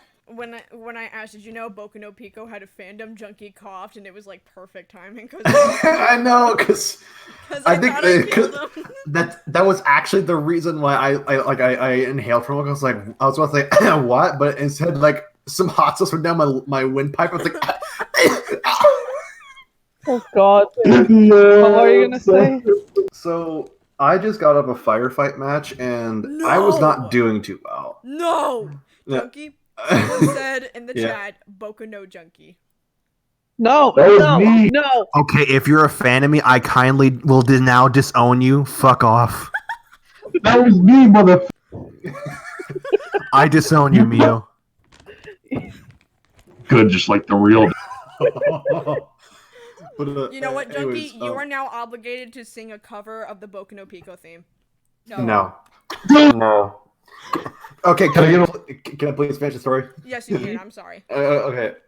It's fine. So what ended up happening is that during this match, we were not doing too well, and it was literally down to 2 people. I was one of them, and I'm like, we have no lives left. We gotta fucking book it now. So this dude, both of us have no mics, but we were somehow sort of coordinated. Oh, really? So what had happened is that we would do a little thing. When he's down low on on his shield, he would back off, and I would jump in to take over. And he would do the same thing. He would notice me. He would also like look around, make sure he can snipe off the distance. When I'm about to take out, I would sometimes go into armor lock, but then he would like go in front, and I just wait for my shield to recharge up and just get the fuck out. Junkie, that's called trust in the team. I know, but like in Halo Reach, there isn't really much in terms of team, but it's kind of rare. When you see it, it's fucking amazing. What is it? This dude was backing up. We were down on a little lower section. It's on Pillar of Autumn, I believe is what the map is called. And there's like several like turrets. One I just depleted earlier. It was on top, and it apparently fell down beneath the basement somehow. And we were like being pushed into this one section. There's like 3 elites were just right above us, right below us. And I was sitting there thinking like, I have no ammo or anything. I was like, what can I grab right now? Because I had nothing on me, and the ammo box is way away from me. And I'm like, what can I grab? What can I grab? So I look around. I see a turret that's not been yanked off. I'm like, give me that bitch! And I just run out because he's about to back off. And I just sort of like dude, just like go down the stairs and just unleashing hell. It was literally out of a fucking movie because like someone just came on the mic, said, "Look out, fucking George coming in over here." Yeah, and to note, George's one of the people who you play in Reach in the campaign, and he wields a minigun at all times. And my character kind of looks like George. So I'm just rolling in, just unleashing hell. And we actually win the round. Yo, Junkie, I gotta tell you a war story after that, dog. Oh, let me hear it. Oh boy, are we comparing war stories? So, tell you about Nom. Actually, no, it was Grod, actually. So there's this game called Project Reality. It's dope. If you haven't played it, don't do it because I doubt anyone in the stream will like it. But it's like a realistic shooter game. So me and like 12 other guys were in a squad, right? We're like, hey, you see this transport truck? We're gonna take it. We're just gonna drive it, see what happens. So we drove for like 30 minutes because the maps are huge. We turn around like a small like hedgerow. 4 modern T-80 main battle tanks right around there. It's like, let's go. Now, out of the 12 guys in the squad, only 11 were in the truck, including another gentleman by the name of Two Positive was he was still by our lines, and we just hear him scream, "Yo, enemy truck, enemy truck, enemy truck!" We're like, where? He's like, I got it in my sights, and next thing we know, we blow. And just the scoreboard fills. Team. It's on my channel. I'll link it to you later, Junkie. Oh god! I gotta see this, please. Like literally, yeah. You ever see that like scene in Red vs. where like they're all just yelling "son of a bitch" in rapid succession? That's pretty much what. Okay, Team killing. Do you mind please showing me that? That sounds hilarious. I got you, dog. Thank you. Fucking team killing. Fucked. I remember at one point there was in that match, this one dude like grabbed an energy sword away from me. He's like crouched on the ground, like, haha, I got it. And then there's a elite that literally came out of nowhere and just fucking assassinated him. I was like, oh shit, that was fucking karma. Karma's a bitch, man. I know. She is salty as Florida's weather. I don't know why, but like y'all's war stories really reminds me of like my Dead by Daylight matches. A lot of the times. Oh god. Yeah, Junkie, you know the pain. You know the pain. Let me tell you that the community in Dead by Daylight is fucking awful. Like, there are so many sore losers in that damn game that it is absolutely fucking ridiculous. Yikes. Like, there was this one time I was in a match and the stalker was Michael Myers.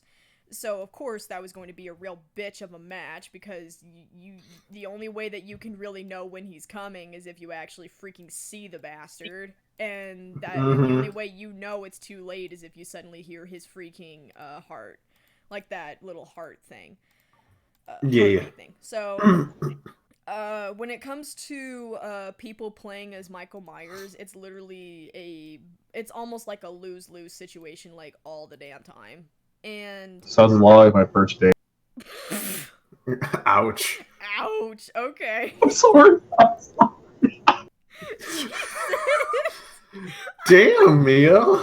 Damn. You okay? It was. No, we're good. It's a chick. Are you okay, Mia? It was. We're all good. Oh my god.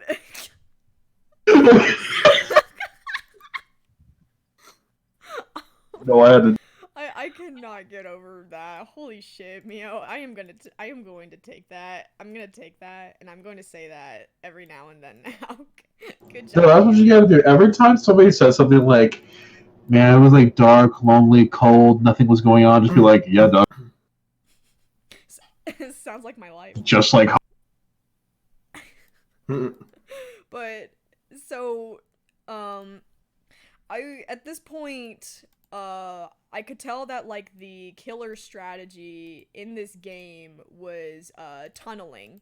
Tunneling is extremely annoying. I'm gonna tell you this right now. Tunneling is incredibly annoying, but I learned that it is a very effective way for killers of the game to, like, rid off their victims easily and to, like, win the game.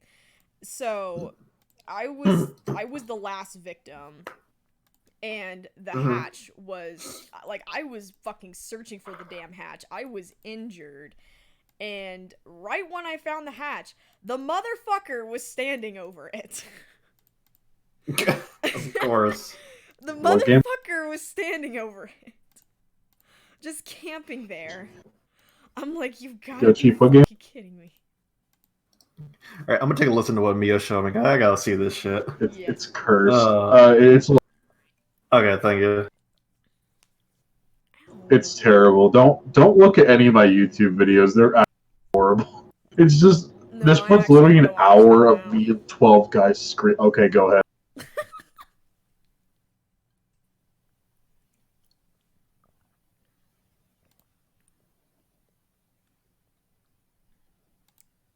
Wait, is it, like, on a specific timestamp? Let me see. Yeah, it is. Man, wait. I'm sorry, you got left behind. Get out the way. Calm your tits, man. Calm your tits. He's going crazy. Bleeding like shit. You're gonna take a dirt road to your left in like 200 feet. Oh, fuck. Holy fuck. What? Wait, what? Oh, God. Oh, man. Fall down the trees. Run, nigga, run. Oh, the APC. Oh, Jesus. Run, nigga. Bappity boopy. Hey, I see an enemy Logi. I see a pussy, but No, what? Oh my God! What? I thought that was an enemy Logi. No, it wasn't. Oh my God, dude, we're coming back for you, too. Kill the whole freaking enemy city. Logi. Oh my God. Dude, I thought it was an enemy. I'm sorry, I thought it was an enemy Kill Logi. the whole We come back. Oh my God. Fucking report your black ass. You killed the whole. Oh my god. Mio, that sounds like a Oh, party. Fucking oof. Can I get an F in chat? Okay, I can tell who's on the team. How did he not tell? On the map, it shows who's on the team. It's because, like, the only reason I had the map was because I was squad leader, and the only people. Anyone else can't see that? Oh, okay. There's also the And idea plus I was that, in- like, there's so much going on and it's, like, hard to really tell. Fucking oof. Yeah, that's what Project Reality is. It's like, it's literally supposed to be. It's like there's like 300 people. Oh my god. Like, it's still a free game, yo, guys. If you guys are into like tactical military shooters, like grand scale ones, download Project Reality and hit me up, dog. Sometimes that game honestly looks pretty fun. I'm not gonna lie. The only issue is sometimes, like, this happens with a lot of games of this kind of stat. It happens in Gmod too for some fucking reason. People get really about, like, some of these dudes are the type of dudes that'll be like, why did you shoot? I didn't tell you to shoot. You're like, there's the guy over there. It's like, what the fuck am I supposed to do? He's shooting at me. Don't shoot because I didn't tell you to, motherfucker. And it's like, okay. But, like, sometimes you get games like this that are just so memorable. Right. Shoot them. Well, I don't want to shoot. Well, shoot them anyways, because I said. Like that kind of shit. Yeah. Dude, I think I was bitching about this to Chaos. Like, people in the... Oh yeah, another fan sent this again. They apparently finished it. Like it. Oh my god. That is an awesome edit. I'm not gonna lie, that is awesome. Is it based off of anything, or is it just their own fancy? I'm not sure. I can't help but feel like this edit is a reference, though. I think it's supposed to be based off of Pink Pearl, maybe? Because of the crack? It kind of looks like it. Unless it's supposed to be a reference to, because I did say that I really like the What? You cut out a lot, Chaos. Oh, jeez. Basically, like, because I brought up the style that I like, the Don't Starve, like, original style. Oh. Johnny Depp style. I've played Don't Starve, like, once with my cousin, and it was actually pretty fun. I enjoyed it, but I didn't get very far. I'm playing Don't Starve by...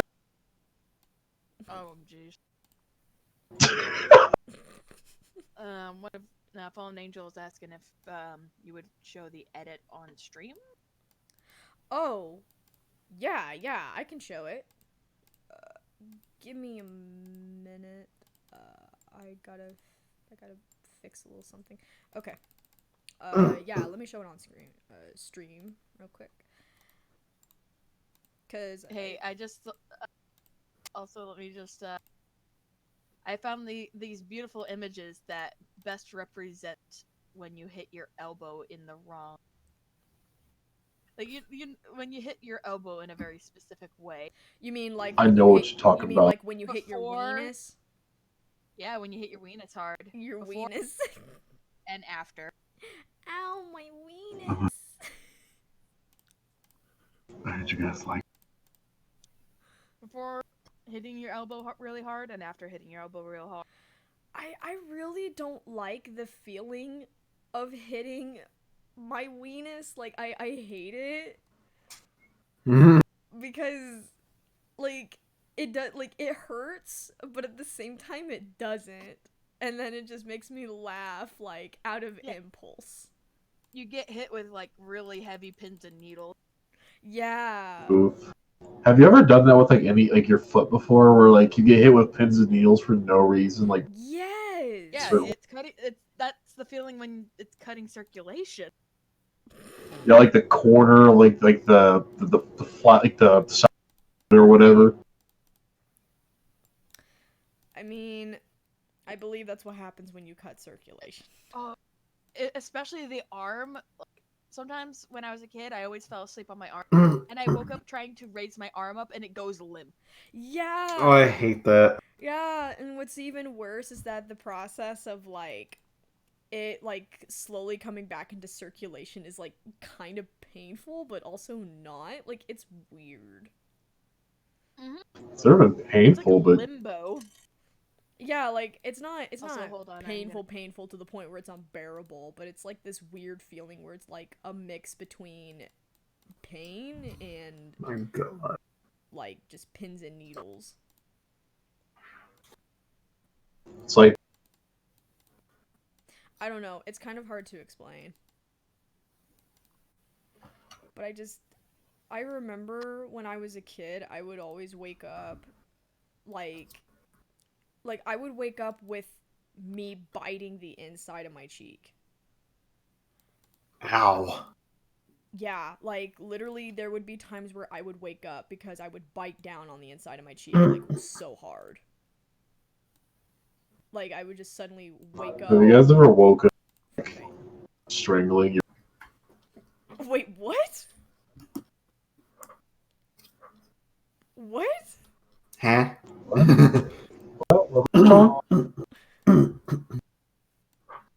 You cut off after Is you it just- said you cut off after you said strangling your, and I'm like, wait, what?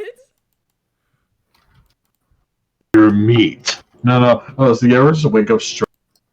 Oh my god. No. Okay, yeah. No, I don't. Okay, well, Tony, man, that game gave me PTSD. It's been happening.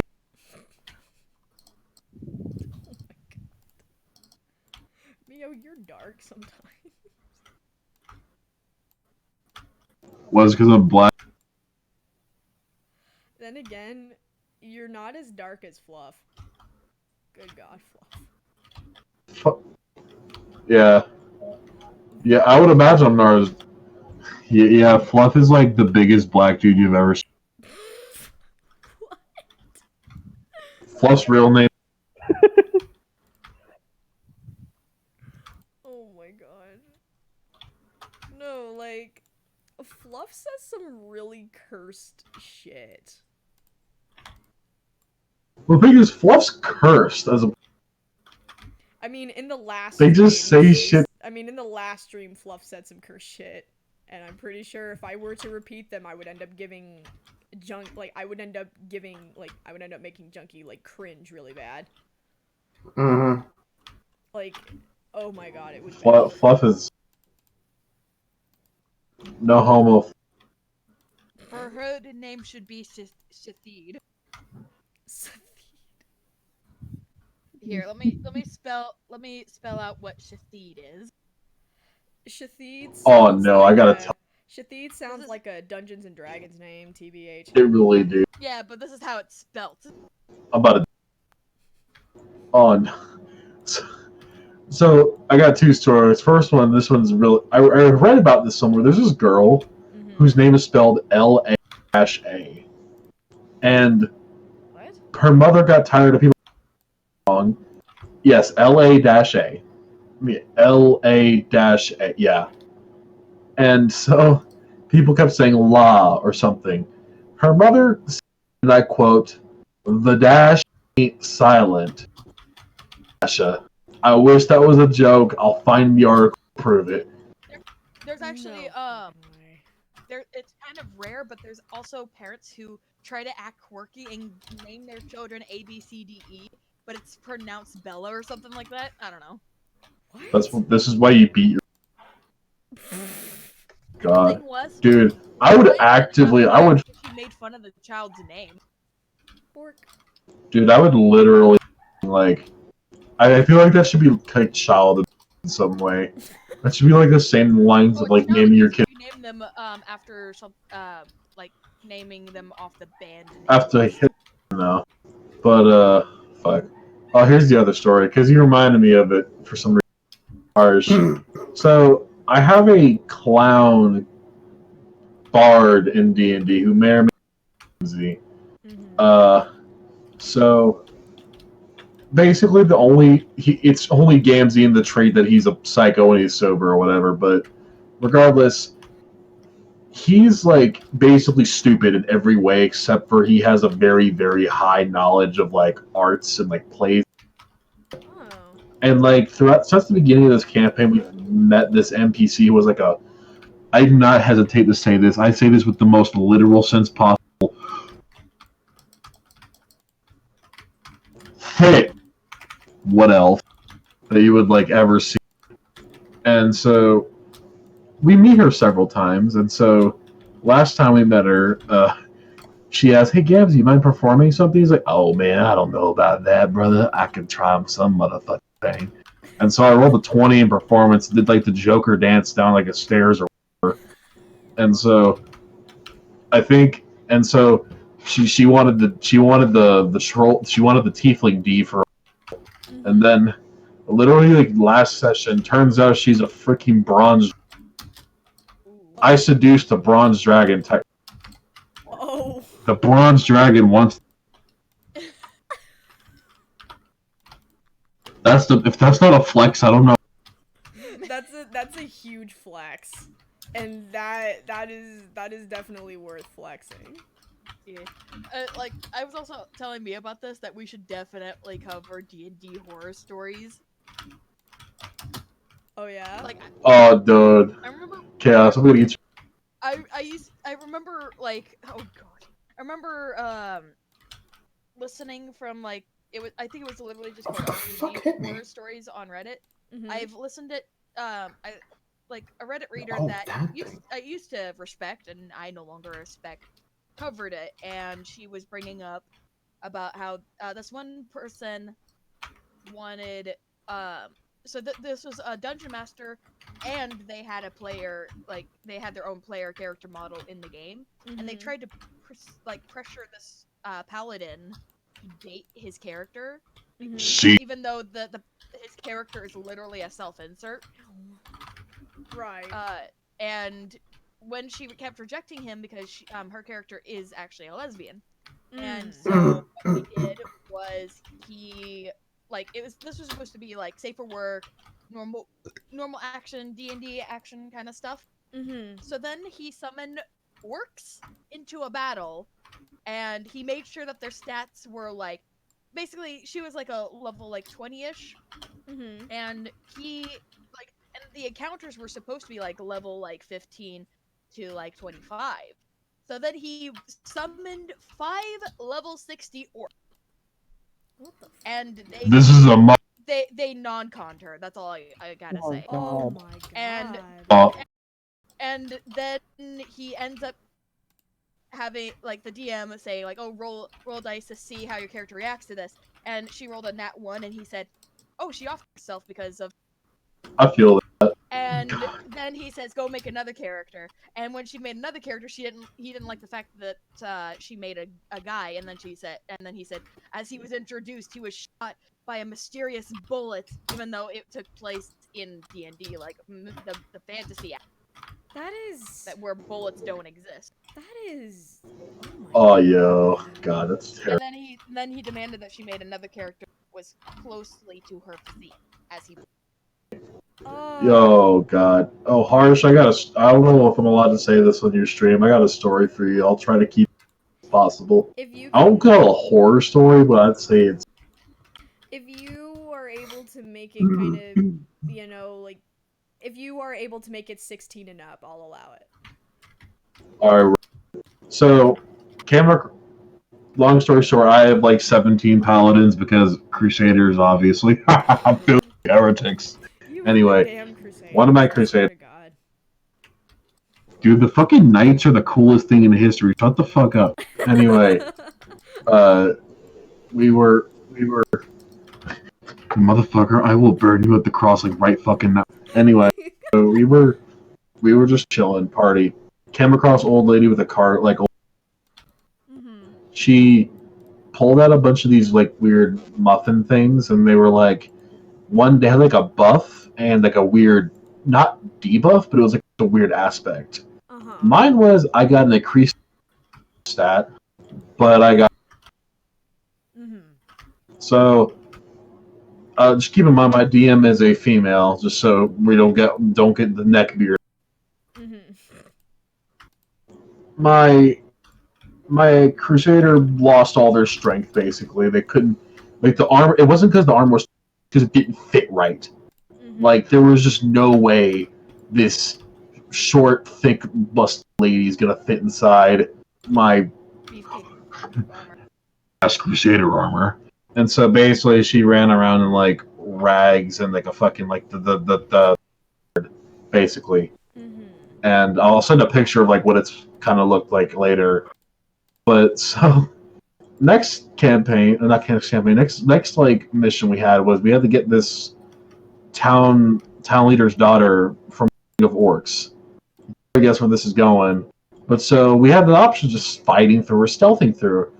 But and I would like to say our rather perverted bard, because for some reason all bards are sluts, I don't know why, decided to say, hey, guess what? You know what we can do? We can just have our barbarian throw our friend Willow here into the fucking orc camp while we go take the daughter. I'm like, hold on a minute, and they went with it. So 50 orcs later, I'm sitting there traumatized, and my DM looks at me and says, "Hey, would you mind rolling quick?" And so I'm like, "For what?" She said, "Don't worry about it." Roll the dice, got like a 15. She says, "Congratulations, you're the mother of a daughter now." And I'm like, I hate life. So my character couldn't be turned back to a male for 9 in-game months.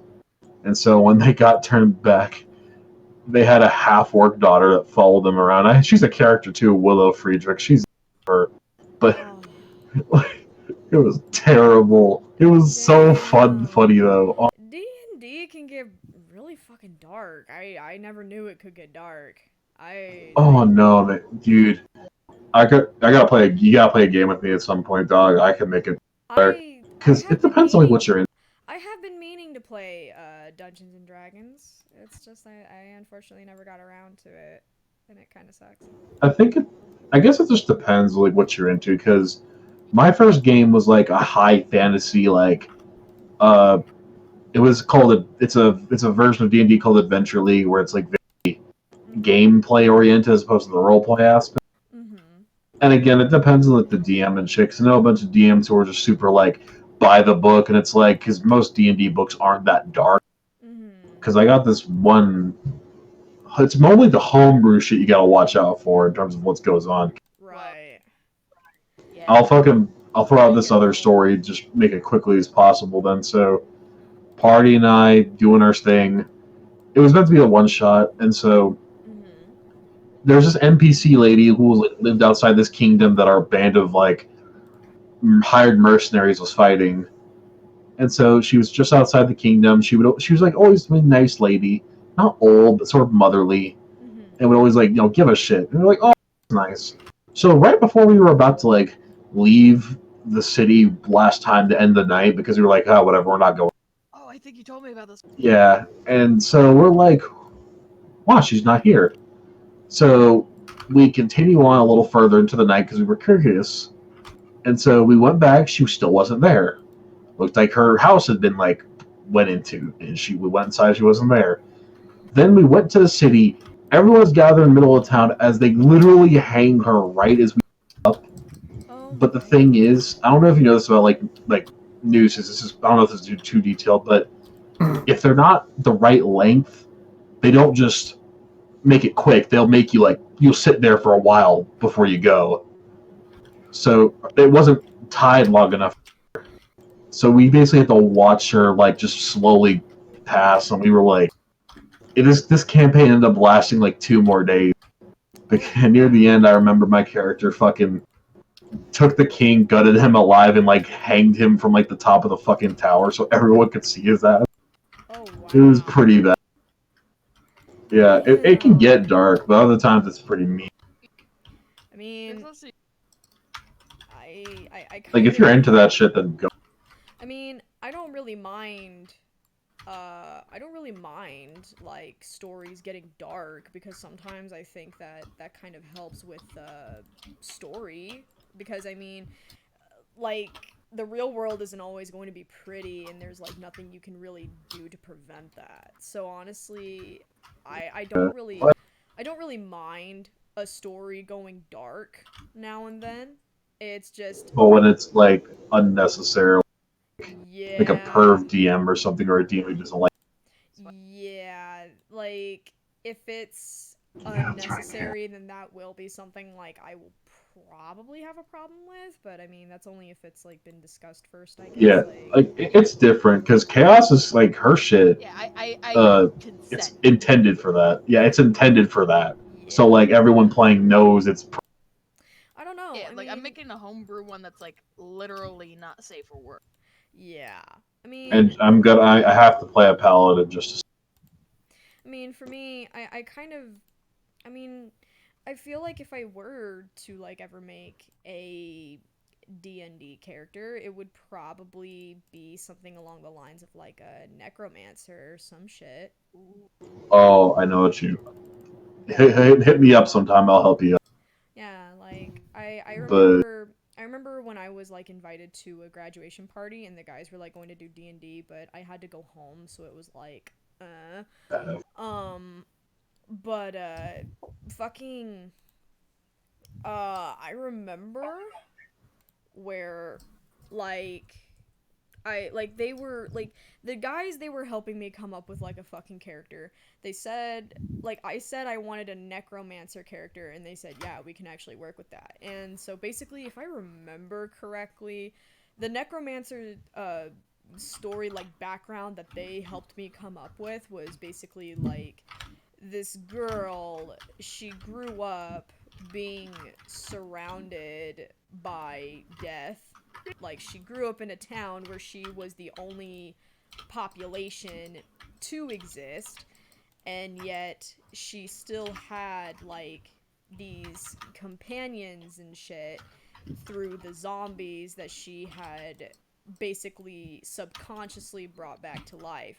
Now, nobody knew how these zombies were brought back to life, and it was like a common mystery among, like, all the other cities and like all the other cities that surrounded it, because the city that this character lived in, it was an abandoned city, like how like Chernobyl is abandoned. It was like that, only it wasn't toxic. She means Chernobyl, like Pripyat, Ukraine. Yeah, but Get out of it. it's pronounced Chernobyl. But I think... Chernobyl. Chernobyl. But no. Chernobyl. That's all I really remember, and at the time I used to think that was really good, and I was like so ready to play it, but then like my dad came over and was all like, "Yep, time to go home." I'm like, "Damn it," and then I just left. So I like try to remember that. Try to remember that, and I'll see if I can make a campaign or something to get a few people to play. I've never DM'd, but fuck it, we'll work. But fuck. D&D's fucking lit though. Like, if you guys in the chat don't play it, even if you don't think anyone local plays it, never hit me up, Mio626. Oh my god. I'd probably just leak my Discord again, and like I'm gonna get like spammed like I did on. Yeah, you probably will. Oh wait. Also, would you like? Right now, I'm sketching what Rose would look like if she were to have a D&D character. Oh, hi Tanner. Someone in the chat said that they were new. Hi Tanner. I don't know, like... Because when I heard you said, Mio, that mostly bards are perverts or something like that, I was like, nah, I think... So I was like, I'm gonna draw Rose as a bard. Really? Because I mostly see...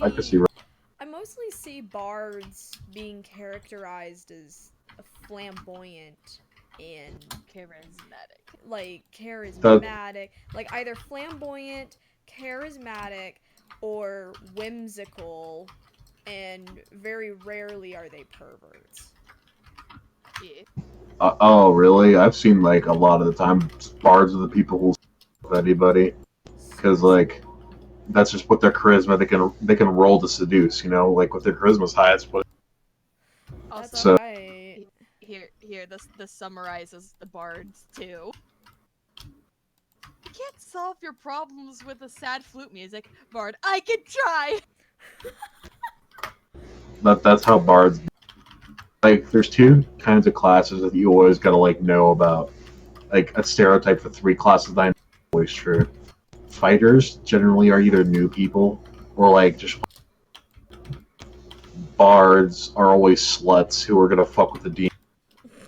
Rogues are the edgiest motherfuckers. Oh. Okay, you know what? Facts. Yeah, I got two different D&D characters. I got Gother and I got an adaptation of Chaos. Oh my where God, she is a rogue and a bard. Gother. Oh yeah, Gother's best me boy. Up. Let me pull out my boy. Hold on, my boy. Gother cracks me up. Especially his backside. He's got the best backside. No one can deny.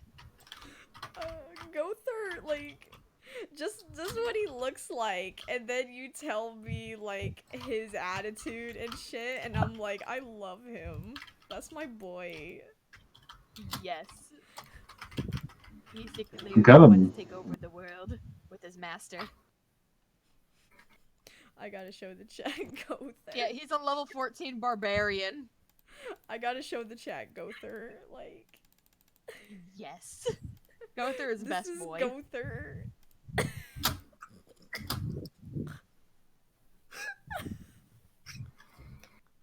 Oh my god. Are you showing his backside too? Is that why you're laughing?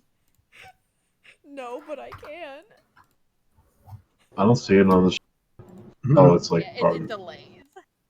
I just love. No, like mine was. I just love the fact that it's just a goat.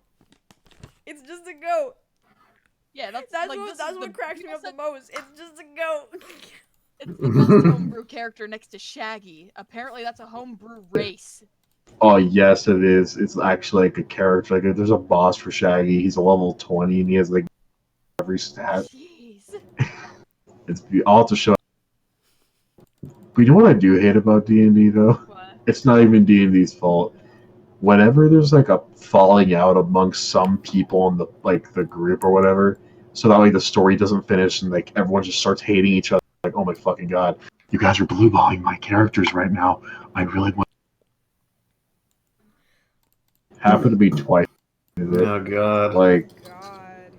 Like there's one campaign we played where the fucking story was so good, but then somebody was like mad at. Oof. Yeah, you gotta be careful that of like big happens, group RPs. unfortunately. The bigger it is, the harder it'll fall. I will I literally was about to put two of these nibbas in like one of those like sibling shirts where it's like just a giant one so they could just learn to love each other for a little bit. Yeah, fight, kiss. I require. Alright, are you ready for Bard Rose? Yes. And she, like, the race that she chose isn't like homebrew, so it's literally just, how should I put it? I think it's like a elf, but she chose like one that's kind of like on the short side where it's like a half elf. Mm-hmm. Alright, let's try to find it.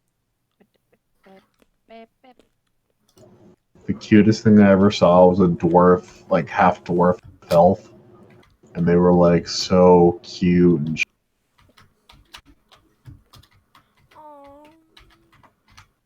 I'm going to love her with all of my heart and know. And look at her musical object of choice. She's so cute. I love it. Do you know what the instrument is? I love it. It's a hurdy-gurdy. I love her. Like that shit, it's like heavy enough. Like back in the original version of it, it took like 3 people to hold it. Like 3 people to even play the instrument. Fuck. You good, Junkie?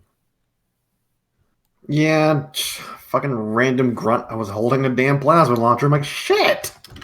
He's just getting his prostate massaged by some. So imagine. So this is what the hurdy-gurdy does. By the way, all the music that you're hearing from it, other than the singing, is all done by the hurdy-gurdy. The hurdy-gurdy. Oh yeah, I remember this thing. It sounds like a really, it sounds like the generic medieval soundtrack instrument, but it's just like you don't know what. Invented by I think the 14 to 1300s, or not. Yeah, I know, but it's just like you always hear. 14th century that it was made. You always hear that instrument. It's like, huh? What music is? What's that instrument? Yeah. And hey, it's the best insult that I can imagine that she's trying to come up with a good insult, and she's like, I'm gonna give you the hurdy-gurdy real bad. Babe, she just stutters. Dog, that's all fucking vicious mockery. I like vicious mockery because if somebody uses on somebody with hellish rebuke, it's literally you can just say no you. Your mom gay. Reverse Uno card. No you. Dude, I literally beat a level 20 boss that way, and it was hilarious. I was playing my totally non-Gamzee clown and did the same thing. Oh lord. Like, he hit me with like a max level vicious fury because he was like, he was basically designed to fuck with each individually. And I literally killed him in the beginning of the campaign because I said, no, you. And he just got hit by max. I ruined the fucking campaign by.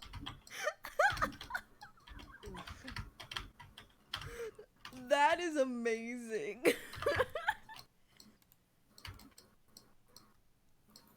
That is incredible. Another thing you might also realize is hurdy-gurdy also has like since I don't think you want to play the song because it is copyrighted, by the way. Imagine it as like more of like if a cello and a bagpipe had a weird baby. Oh my god. Well, not even a cello. It's like a violin mixture. Like basically, it's some strange ass baby. A strange ass baby. Yeah. That could probably be used to describe how. And I'm trying to also I will say this: the modern hurdy-gurdy is still quite heavy, so you need to have like a strong back in order to. Fit a bench of hurdy-gurdy. God. Well, just because I feel the need to. And she is wearing it, because they actually do have a specific strap meant to have the hurdy-gurdies like be like hooked up to your lower abdomen, so that you don't drop it.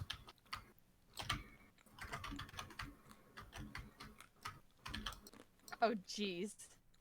What? Oh, I just sent a video. She said strong back, and I just sent the 6.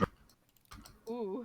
Someone just asked me how Not can a you that was. draw in MS Paint. Lots of practice. Magic. And witchcraft. Mm-hmm. It's witchcraft. Yeah. I practice witchcraft. That's how. All you need to know about drawing in MS Paint, what you gotta do is you just do it, like try to do it a couple times a day, sacrifice. It's all good. Sacrifice to your lord. I don't know any of these fucking gods, so they all sound like weird. Lord and Savior Calamari. How the fuck are you so good at drawing in MS Paint? Not satanic rituals, that's for sure. My goodness. But yeah, I'm gonna BRB and thing up my plate. Oh, hey, Harv. Yo, what's up? You want to make the chat really fucking laugh? What? You remember that fucking little bit we always like fucking crack up at with Alistair and my girl Beatrice. With Alistair and what? My girl Beatrice during flying lessons. You know what? Should I explain to the chat? Yes, explain, please, because I don't think they understand. So I have a has-been hotel host named Beatrice. She is a voodoo crow lady. She has big fucking wings, and I have paired her with Alistair, and they have a daughter named Matilda. And so me and God dang it. Hold on a moment.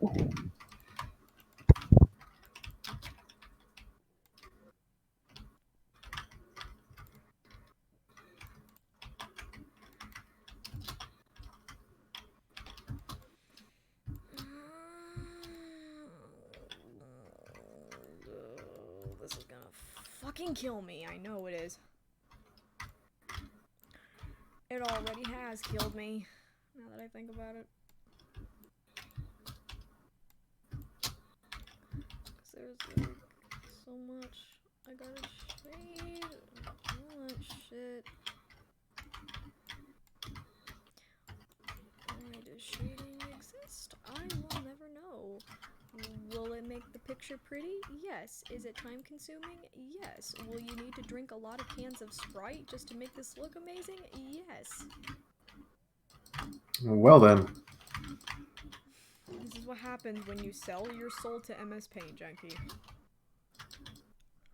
Don't sell your soul then. Be like good Okay, I'm me. back.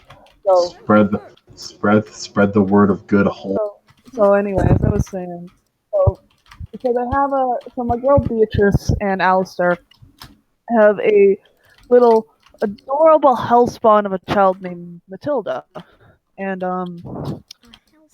so I was telling Harsh here one day, yo, I can already imagine how Beatrice would give her daughter flying lessons, and then I fucking say, she basically would be like, Beatrice would basically look at her daughter and be like, I'm gonna give you flying lessons, but you know what? As an example, I'm gonna teach your daddy how to fly. And of And course, so- Alistair is like fucking confused. He's like, "Wait, darling, what are you talking about? No, no, no, no, no!" All you hear is the fucking deer noise going up. Like the funny part is, you don't even see her like kick him up. You just see him go, and all you hear is that in the distance. Just What the fuck? Oh, damn. I hate these grunts. All of them are carrying fuel rod cannons. Oh no. All you hear is fucking deer noises in the distance. Alice. You can't tell me that Alistair can't make deer noises. It's fucking funny. You know what I love about Hasbro? Someone asked, anyone optimistic about the Sonic movie? I am. Even if you don't if it's not necessarily the best movie, I'd say we just go watch it anyway because it's a company that actually listened to. Yeah. I think what's sad though, because they actually had to close down their the company that helped make it. Seriously? There has been. Well, the thing is, the way they did it was a little suspicious because some people brought up that they did it way too close to tax season. Wait, because if they shut the what? company down, they don't have to pay taxes. Wait. No, what? that's not how business. That's kind of weird. Shutting it down would actually make it worse because more than likely there'd be several things involving why did you shut it down? Was there a financially that probably bring more scrutiny up? True, but To get out because paying taxes for the businesses is generally. And people also brought up that they switched locations and how people are worried that they're gonna take it to a place where they're going to underpay animators. Oh god. What? Like, I don't think that would be a good idea. We don't want another sausage party incident, now do we? Nope. I mean, fucking sausage party is fucking awful. Like, it wasn't good. The ending. It was funny for like 30 minutes. Yeah. But then after the first 30 seconds. Like when I saw the fucking ending, I was like, what the fuck did I just witness? Yeah, like Spare you I was guys, so confused. Spare you guys the movie. They end in an orgy. And I'm pretty sure somebody somewhere. Like, why the fuck would the fact that the animators took the time to animate something like that? I just It's literally food porn. I know. I'll give it this. I'm sure it'd be funny, after, if you watched it in, short, 2 minutes. Watched your commentary on the Geozard situation. Is Aya okay? Yeah, she's fine. She's doing just fine. We actually haven't really heard from him in, a long-ass time. So, we're fine. Is he finally getting the help he needs? I think he has. I think he has. Because I've been hearing he was struggling with something. Well, it's kind of weird, really, because I remember, I remember there was a moment, he messaged me on Twitter like normal, and this happened maybe a couple months ago. Okay, seriously, Grunt.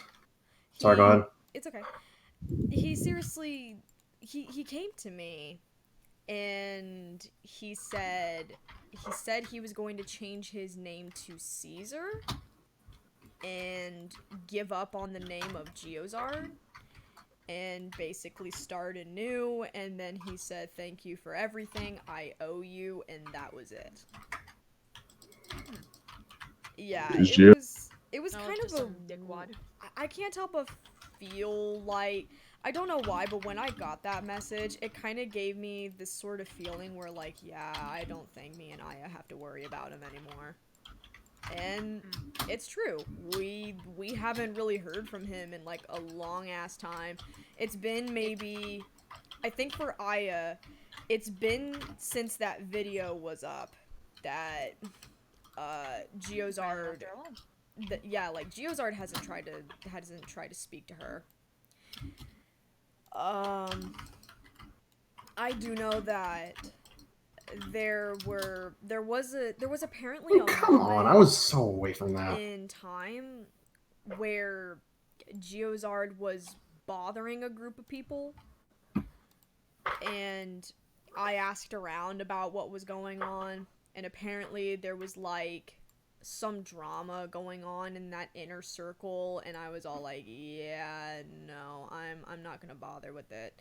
So after I kind of got to the bottom of what was going on, I said, okay, well, just keep tabs on him. If he's still bothering you, be sure to collect, you know, like take screenshots and all that stuff, because he's very likely to delete his messages, or he's very likely to like move accounts and all that stuff, you know, because this happened like maybe like at least a couple months ago, I believe, before he came to me and told me that he was going to change his name to Caesar, like way before.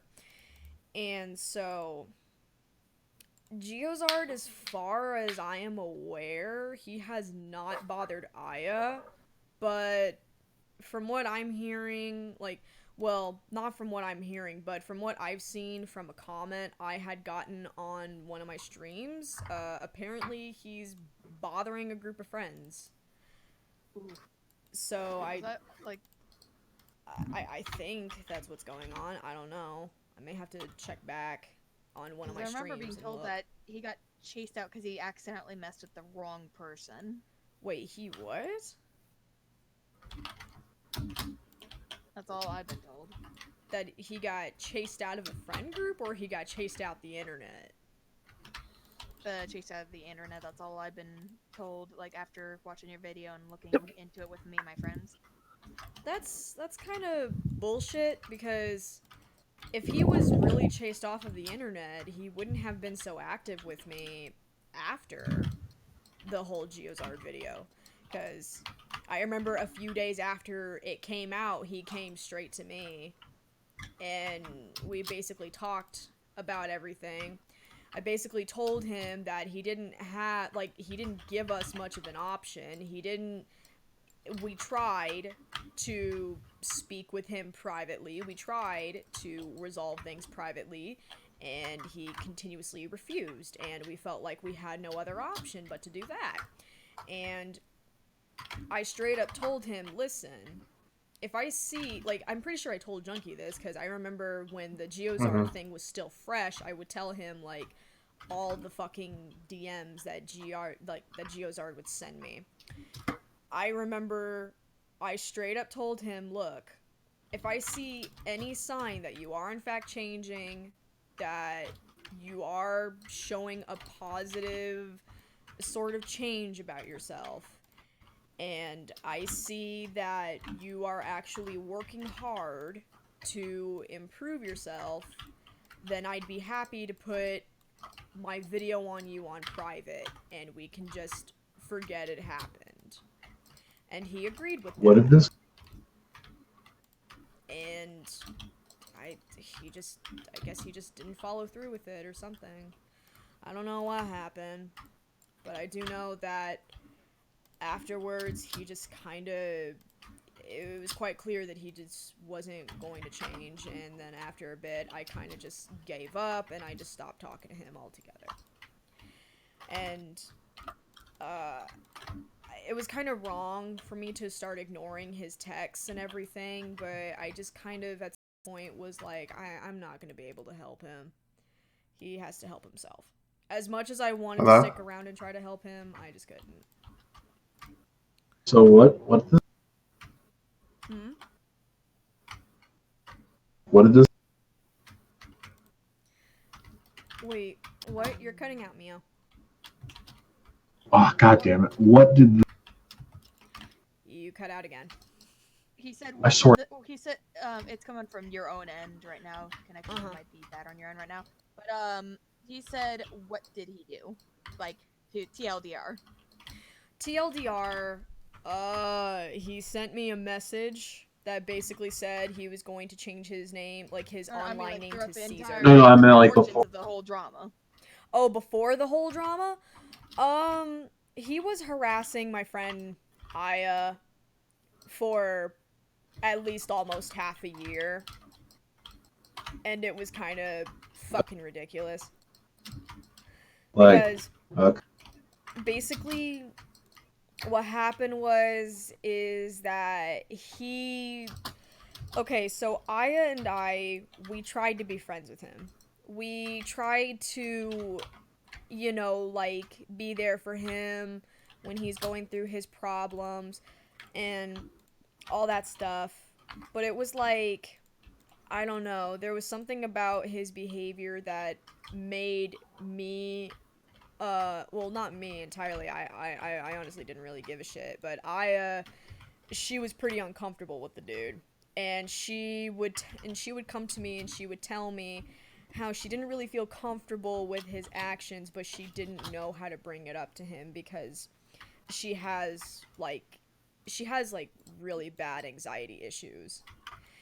So I remember there was a time when Geozard was in a voice call with me, Aya, and a couple other people, and we were talking about James Charles. Now, I don't really give a shit about James Charles. I don't really pay attention to that kind of stuff. So I never really saw much of a point in me contributing. But then I remember fucking Geozard, like, literally exploding at everybody, even though I guess his mic was, like, shitty or something, because nobody could hear him and we were, like, accidentally talking over him. And I remember him literally screaming, "Oh my god, shut up, let me speak." And I was like, excuse me? And so we all just kind of stayed quiet and we let him speak. And he pretty much just started going off about James Charles to the point where he said, "No one gives a shit about you and your stupid trans bullshit," or something along the lines of that. Basically insulting, like, basically calling James Charles like a stupid trans like, just saying something that was, like, somewhat, like, kind of borderline transphobic. Yeah, So, it was kind of borderline transphobic with what he was saying. So was the issue the fact that the guy was an asshole? Yeah, the guy was. Why didn't you guys just, like, block? And I think why didn't you guys just block or kick him? He would make multiple accounts. We have tried blocking him on several occasions. We have even, like, literally he would make multiple accounts just to try to get to Aya. Like, at first it was only on Discord, and he literally made Discord accounts that were clearly him. Like, he didn't even try to change his name. He would literally make, like, for example, at the time he was called Dracozard, and he wanted to be referred to as Dracozard. And in his attempts to try to add Aya back, his names would be something like Dracozard TM1 or Dracozard TM2. Like, literally just not even change his name. Like, not even try to, you know, like, make it look less like it is him when it clearly was. So Aya had to continuously, like, deny his friend requests, and then he moved to Instagram, where he made several accounts to, DM Aya and say, I'm sorry, I'm sorry, I'm sorry, even though he's already done that. And, like, the first few times, Aya said, no, it's okay, it's fine.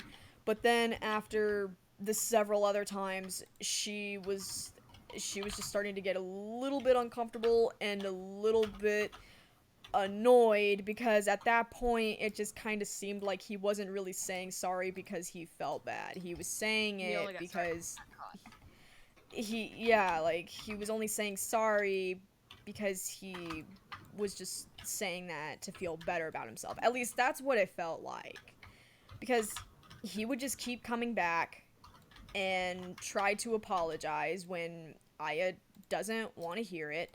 Like, at first, Aya would just say, it's okay, but I don't want us to be friends. And he would seem okay with that. But then all of a sudden, he would come back and he would say, I'm sorry, all over again. And Aya has made it perfectly clear several times that she doesn't want to be friends with him anymore, that she doesn't want anything to do with him anymore, and all that stuff.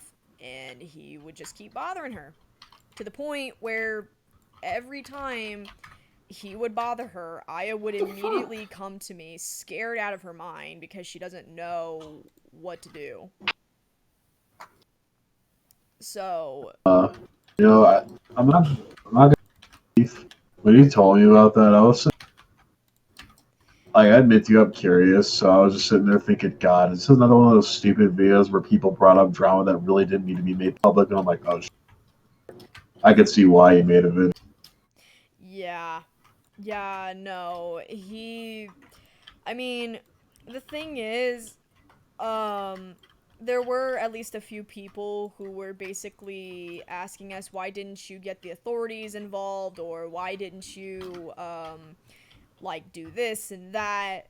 Basically, like, ask us, why didn't you do this specific thing where it was required for you to get information? And I would always try to respond and be all like, with what information? We don't have anything on him, and even if we did, it would require doxing him, and that's illegal. That is very illegal. Shit, man.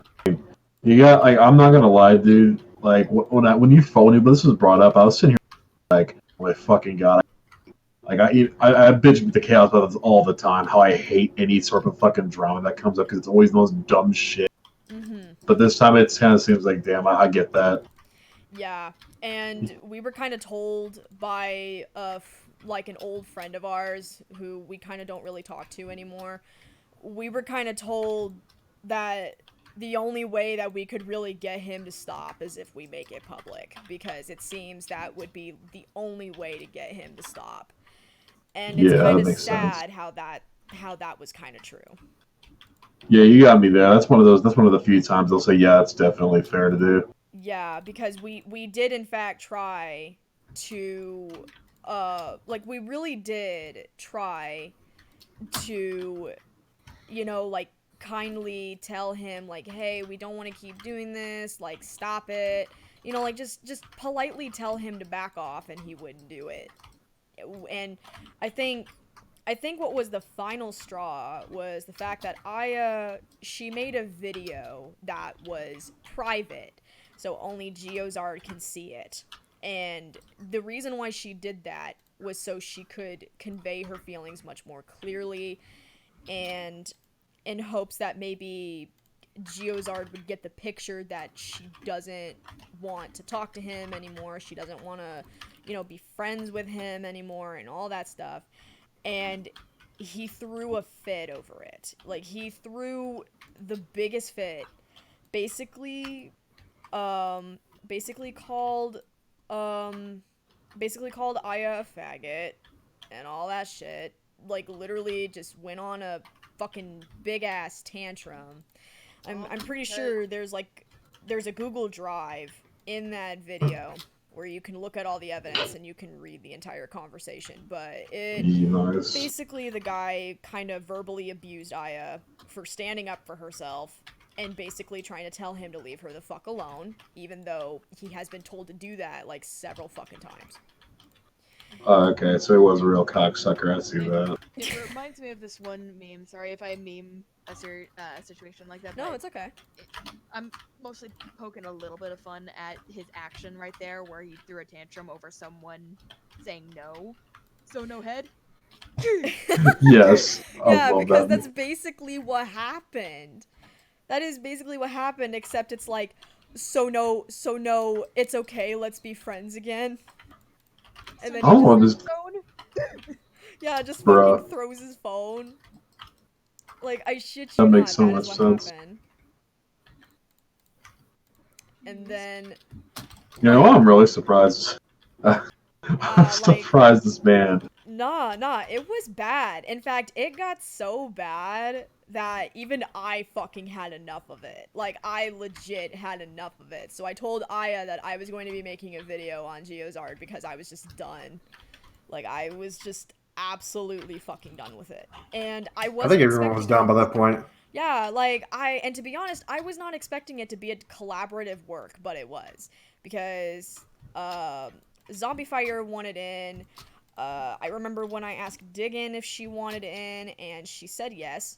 And then Aya said she wanted in, and I said okay.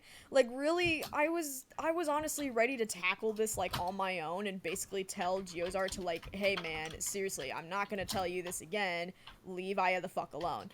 And then I told Junkie about the situation, and then... And I said, get my ass in there now! Yeah, like, Junkie immediately was all like, dude, I want to be a part of this because I got a couple things I want to say. And I'm like, okay, that's fine.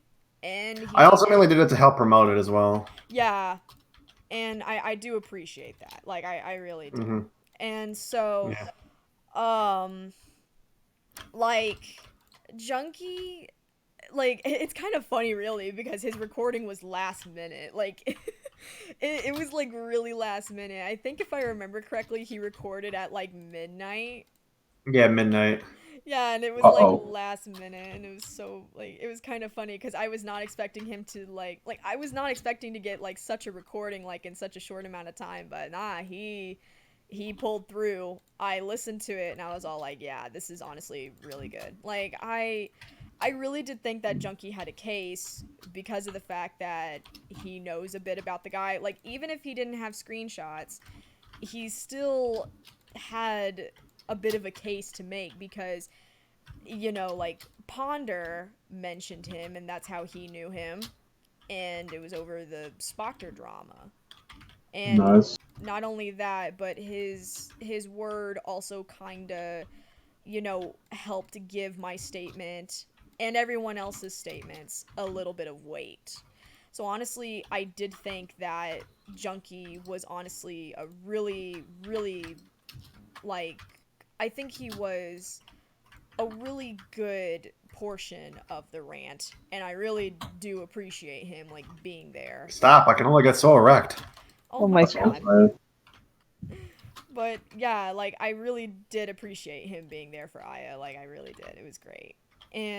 But here's what I thought was so fucking stupid. It's the fact that every time I would, like, speak with Geozard, he would find some way to bring up Junkie, and then try to say that his part wasn't... He did not like my part at all. Uh-oh. He didn't. We're about to die.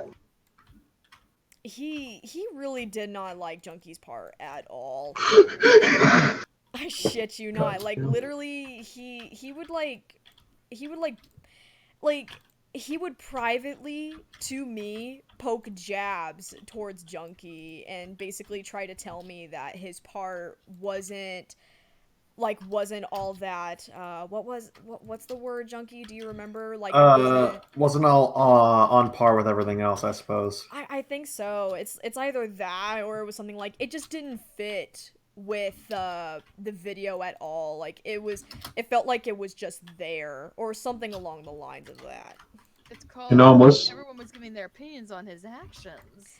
Yeah. You know, I'm watching the video right now. I'm not gonna lie, this junkie guy sounds like an asshole. Hi, Mia. How's it going? You know, something I've always been surprised about. But The fact that I've never gotten in trouble like this before. Yeah, no, You trust think, me, you know, this guy has been in trouble for like a long ass time, actually.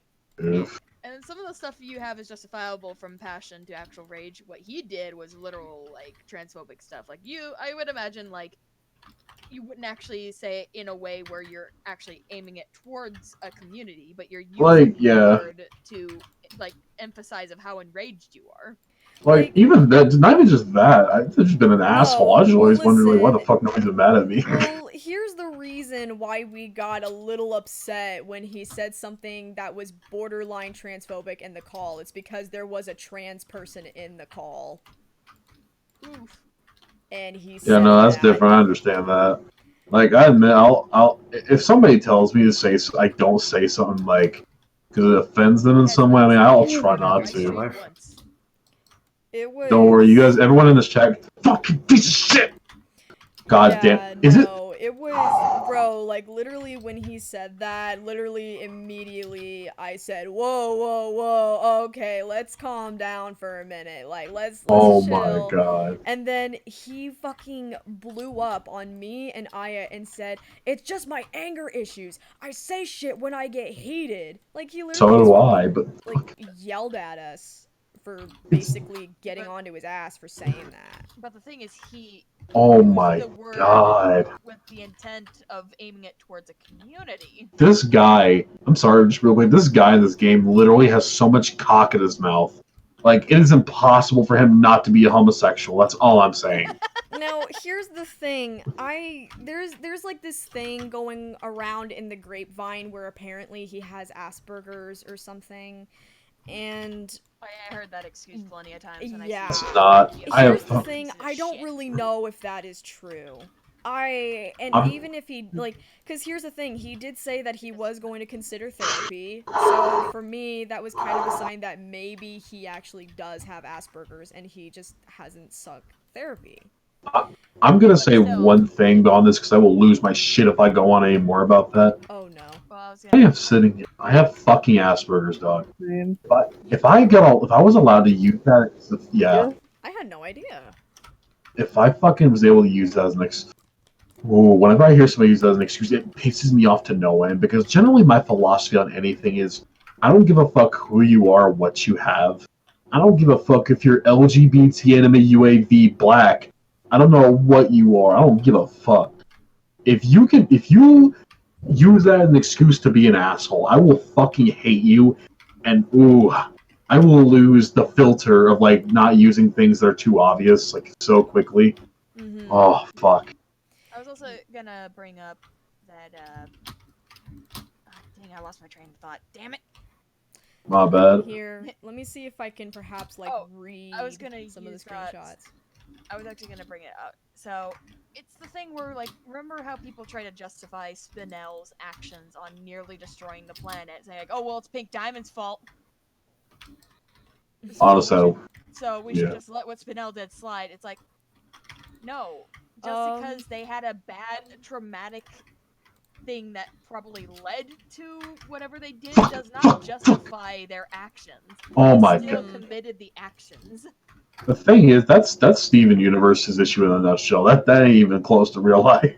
But no, but like I said, when the fan base tries to justify a person's horrible actions by saying, like, oh, well, they were abused by this character, or they were manipulated by this and that character, so therefore it's not their fault, it's the person who didn't commit the action.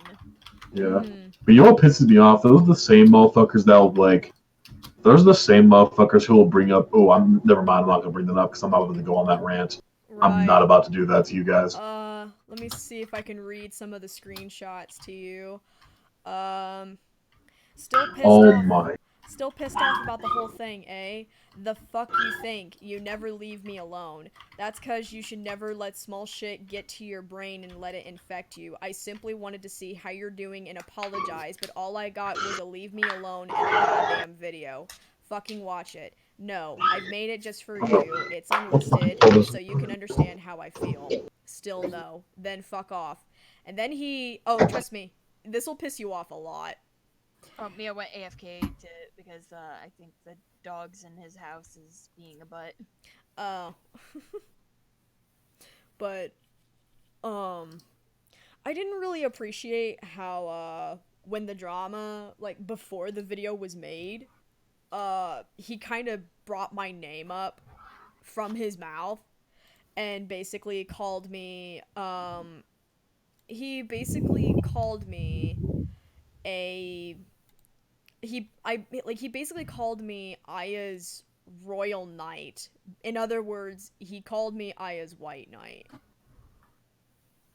And I'm just like, are you kidding me? Because a white knight means blindly defend with no rhyme or reason other than the fact that you're a fan of someone. Yeah. But nah, I was defending Aya because she was 16 and she was fucking scared out of her damn mind.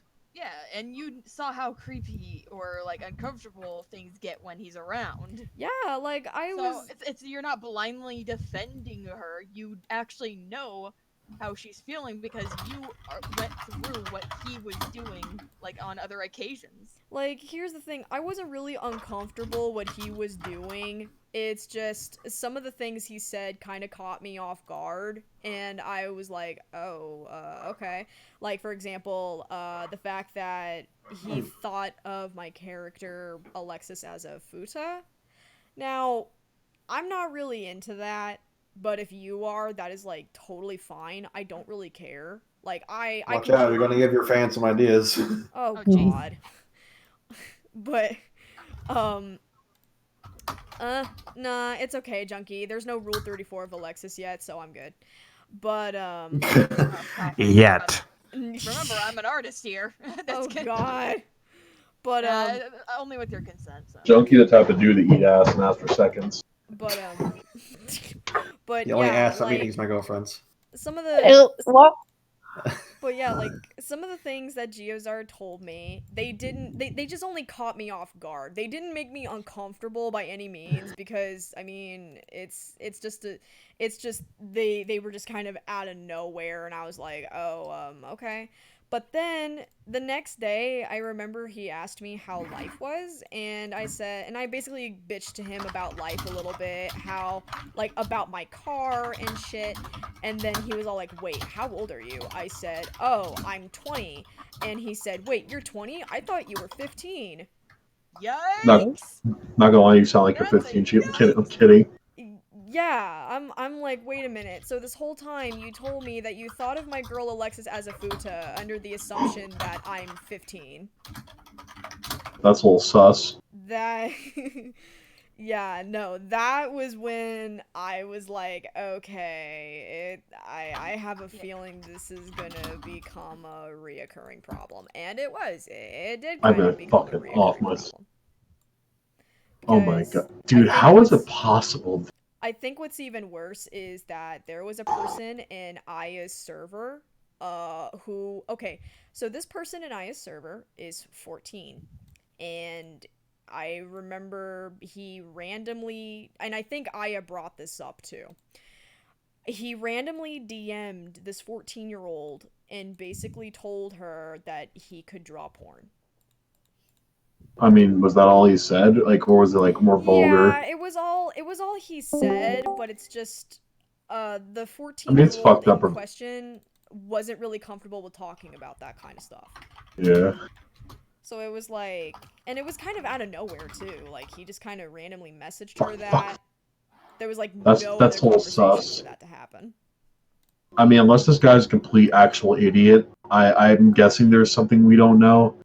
I'm just gonna guess that because that seems really weird. Why would you just randomly message some person and be like, hey, yeah, I've I draw porn? Plenty of occurrence where, like, fucking, when I was 14, one adult was, like, telling me what kinks are and telling me what porn is and showing me all this shit and then forced me to an erotic roleplay. Yeah, if it's forced, like, man, I can't. As far as I'm aware, it wasn't forced, but it was out of nowhere. Like, it was just random. Like, really, really random, and... I just shit my pants, oh my god. Don't shit your pants. Sorry about that, as a nom. Don't shit your pants, Continue. bro. Too late. Oh. I had sufficiently shit my pants. Wait, are you for real? Charlie's in the trees, dog. Wait, are you being for real? I'm in a game, but so kinda. Oh. Oh, wait, I actually shit my pants. No. That's what you're talking about. No. I was about to say, like, bro. No, we men.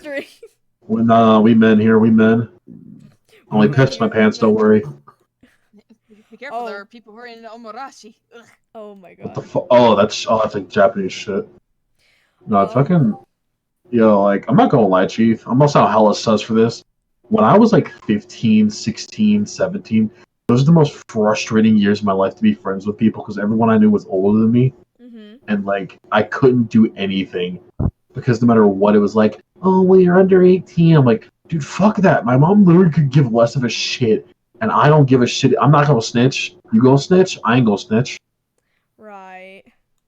But, I mean, I get that there's like, if somebody else found out, it'd be bad, but it's just like, fuck me, bro. Right. It was the most frustrating thing ever. The walls have ears. Nigga, so do these nuts. The walls have ears, Hetty. Follow me.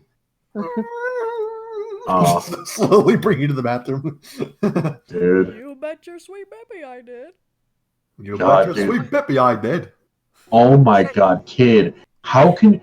Dude, I swear to God, this kid's never seen a vagina before in his whole fucking life. This fucking nerd. Hold on. Someone asked, I woke up for... Oh, wait, no, hold on, wrong one. What do you guys think of the whole white Nessa drama that's happening? Who? I think it's a fucking Pokemon thing. Yeah, okay. Well, that's fine, Someone made a white Nessa mod for the new Pokemon games to troll people, and people lost their shit. That's fucking hilarious. That is so funny, Yeah, I can't even here's the laugh. thing, if I remember correctly, Nessa is a canonly colored character, and someone made like a sort of basically did the whole whitewashing thing on her, and people lost their shit over it. Yeah, like Oh, I said, man. like, I am fine if people are doing it just like for shits and giggles, as long as it's like That's so funny. Yeah, like as long as it's not for anything that is meant to be like a sort of political message or something that is like meant to be seen as racist. Then yeah, like, oh, as man. long as it's like satire's sake and just to like yeah, troll like if people, it's just for satire's sake, then is there really an issue? I mean, oh, bro. I always have to bring this up with people that it's not like sexist, racist, transphobia, like To make a joke. unless there's intent in it. Yeah. Like if it's a joke, it's a joke. But if it's within like malicious intent towards the community, Yeah, as far as like, I'm aware, it wasn't for malicious intent. It was just to yeah, like I'm not gonna lie. I think you could probably argue with some of the things I say because one time I think I called somebody I called them a faggot just because like they were actually gay, but they pissed me off to that point. I don't know where I why, was just but going after anything. I don't know why, but that word kind of makes me giggle a little. Dude, it's funny. It just sounds funny. It kind of That's the thing. Hey, If you... and if YouTube gets on your ass, just say, "Hey, it's actually the name of an old-fashioned cigarette." Oh my god, dog! I'm about to do this really quick. Okay, I just like to make this clear to the stream. I am African American and white. My mother is white. My dad is black. All right. And you remind me of one of my friends from high school, Mark. God, I hate minorities. Anyway, so fucking this happened a few weeks ago. I'm gonna hop out because it's like almost. It's actually no, it is actually midnight here, so I'm gonna hop out. Get the fuck to bed, you dumb bitch. Sleep, nigga. God damn, dog, sleep. But alright. Laters. Love you, huh? But so, God. So, Madam was discussing this, and I think I left literally because I would have gotten too heated about it. Because I don't like to get like upset or annoyed by anything or offended because I feel like it'd be hypocritical of me. Yeah. But so, this is really like bothers me because it's just I experience it frequently. I'm gonna use the character. All right. The character Alistair was confirmed, like by the show's creator, by the Harassment Hotel's creator, that he is like he's Creole, like he's from that kind of like race and ancestry. And so I'm like, okay, that's kind of cool because I'm as somebody who is that, I think that's kind of neato. But so, oh fuck napalm. Anyway, so people were getting pissed off because before, even if the creator didn't say that, they said it on a live stream that not everybody had seen. People were so pissed when there were when there were like white versions of Alistair as a human.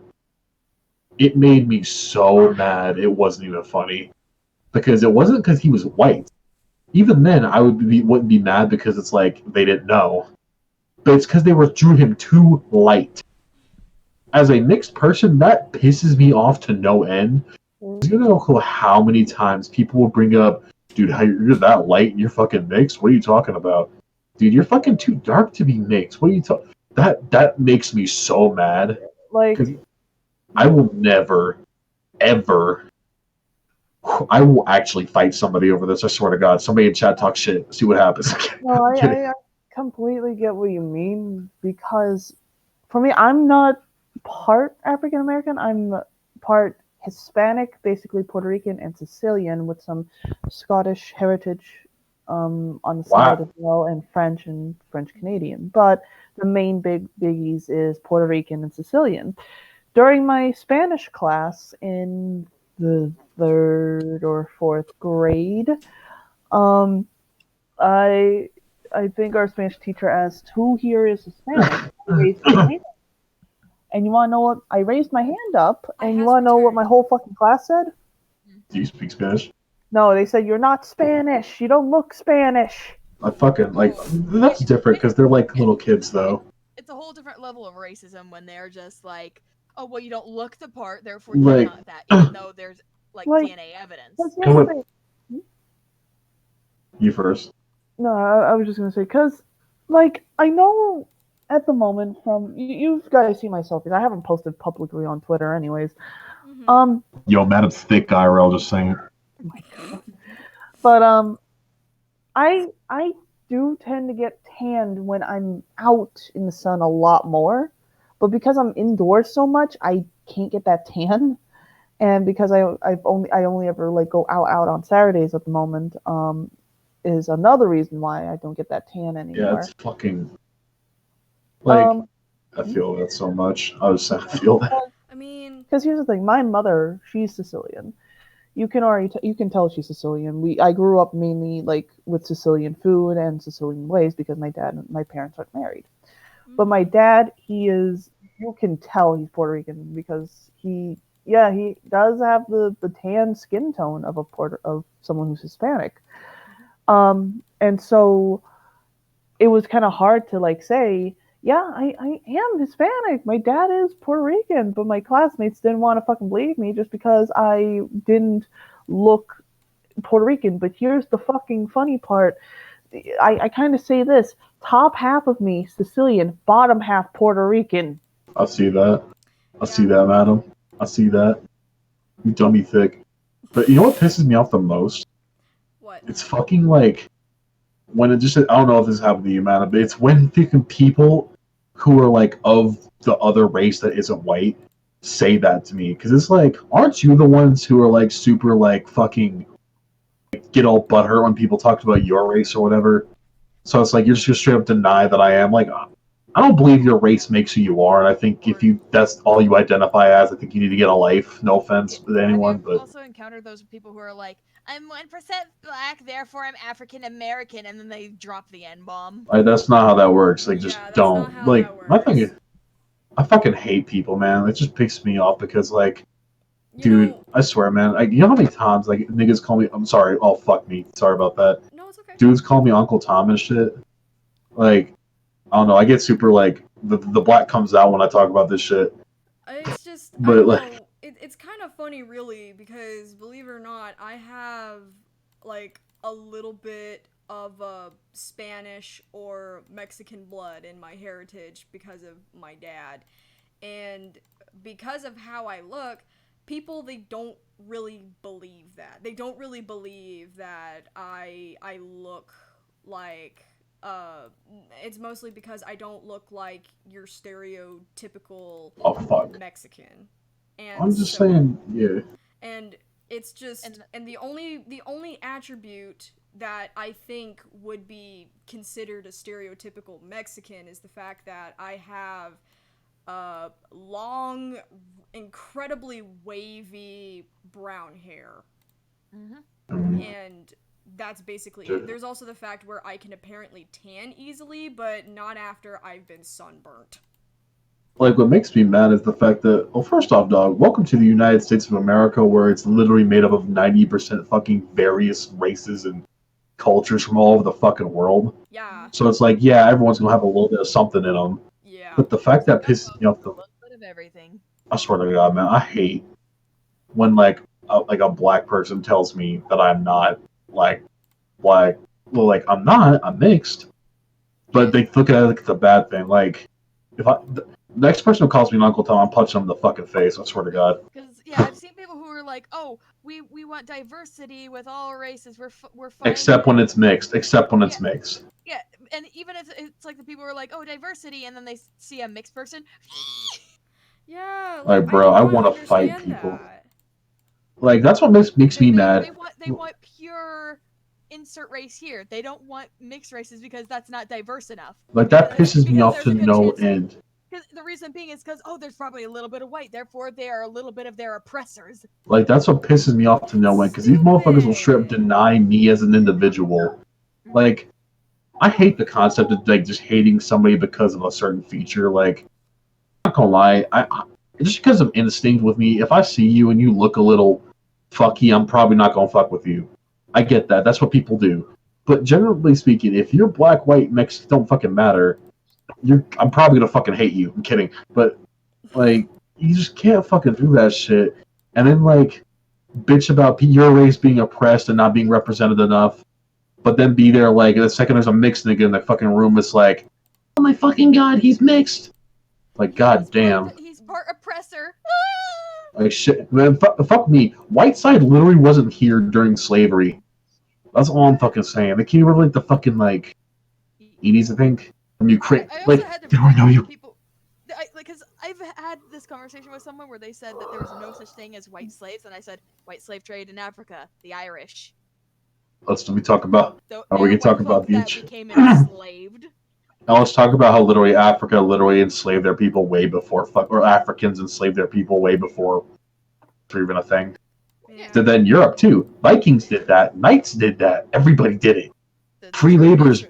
The Turkish are enslaving their own race. Dog, free labor is literally like the universal thing that happens in history. Yeah. And I hate that shit to no end. And the worst part is I can't change people's mind. Yeah. Like I can't change their mind. That's the worst part. I can prove to you that's true, but you just they don't gotta listen. That's why I get to the point where it's like I think I've given myself several like hypertensive episodes because I just can't handle like how much the stupidity sometimes. I mean, I think what is mostly upsetting is that people they try to make themselves sound like they are not racist by basically going off on this tangent about how white privilege exists and all that. And I swear to God, every single time I get into a talk with someone about white privilege, my only response to that is white privilege does not exist. It's just an excuse to be racist against white people, and they would get so fucking mad at that. Oh yeah, I had to constantly explain to people white racism, and then they said, oh well, in order for it to be actual racism, you have to the race has to go through thousands of years of oppression from another race, and I'm like, wait, what? Africans weren't fucking oppressed for god damn it, man. Last time I checked, I don't think it took thousands of years of oppression for because don't. I'm literally because the thing is, it hasn't been over thousands of years of oppression. I think what's really funny though is the fact that people they try to say, well, we have been enslaved by white man, and I say, okay, but guess who also banned slavery? A white man.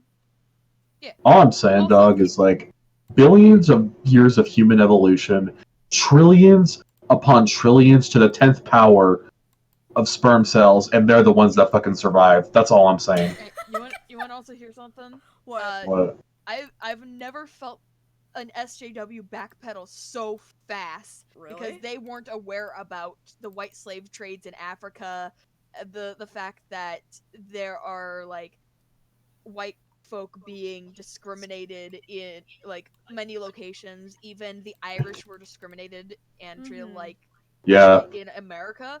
And Fuck the Irish. And I said there is white racism, like it's just racism. And then they said, okay, there's no such thing as white racism in America.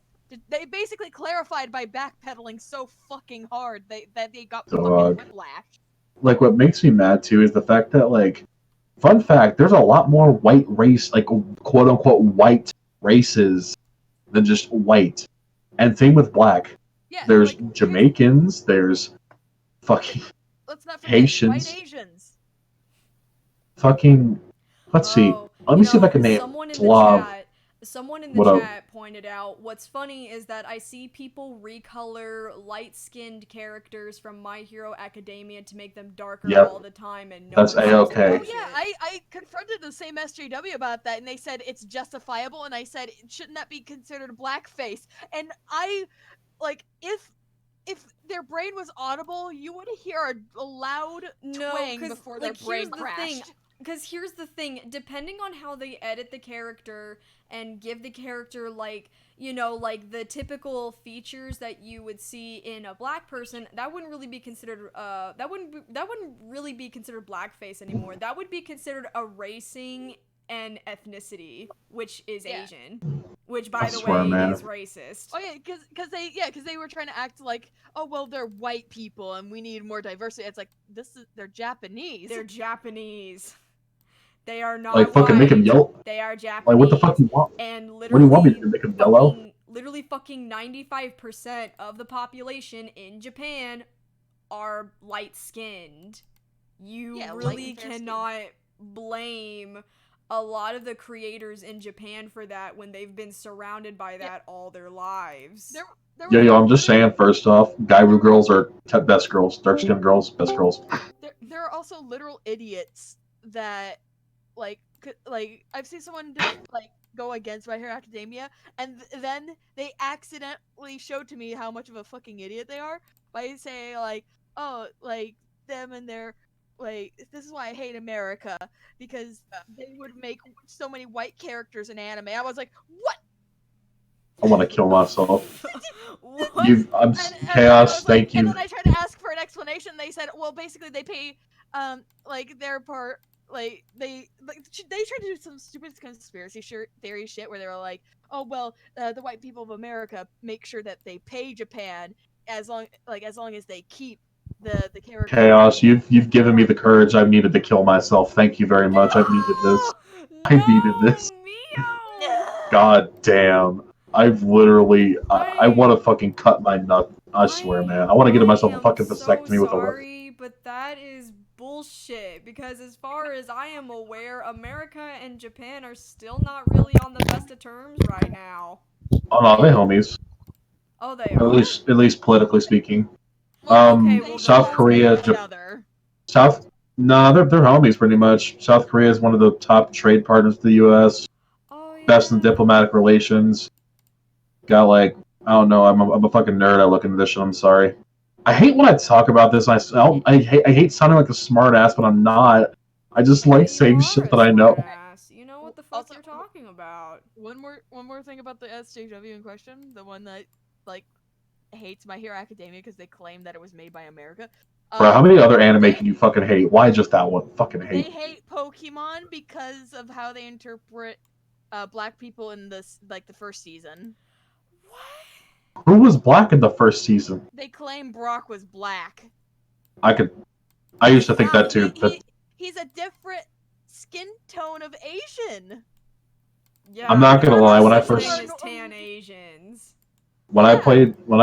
Pokemon, that's what I thought too. Because really, because I thought Brock was a Mexican.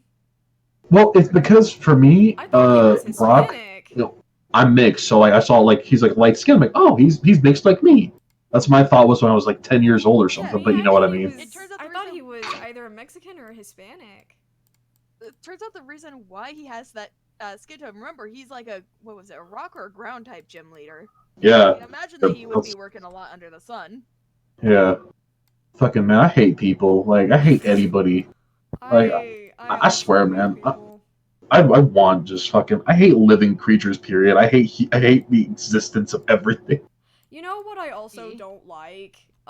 People who are anti-vaxxers. That needs to be. I do not respect those people. I swear to God. Oh yeah, in my state, they run rampant. If this doesn't want to do anything, just vaccinate your fucking kids. Just vaccinate. Your crotch goblins. I swear to God, if this, I'm thinking in the future I'm gonna get a fucking political science degree just so I can get in the fucking office somewhere and make it illegal. I will fucking do it.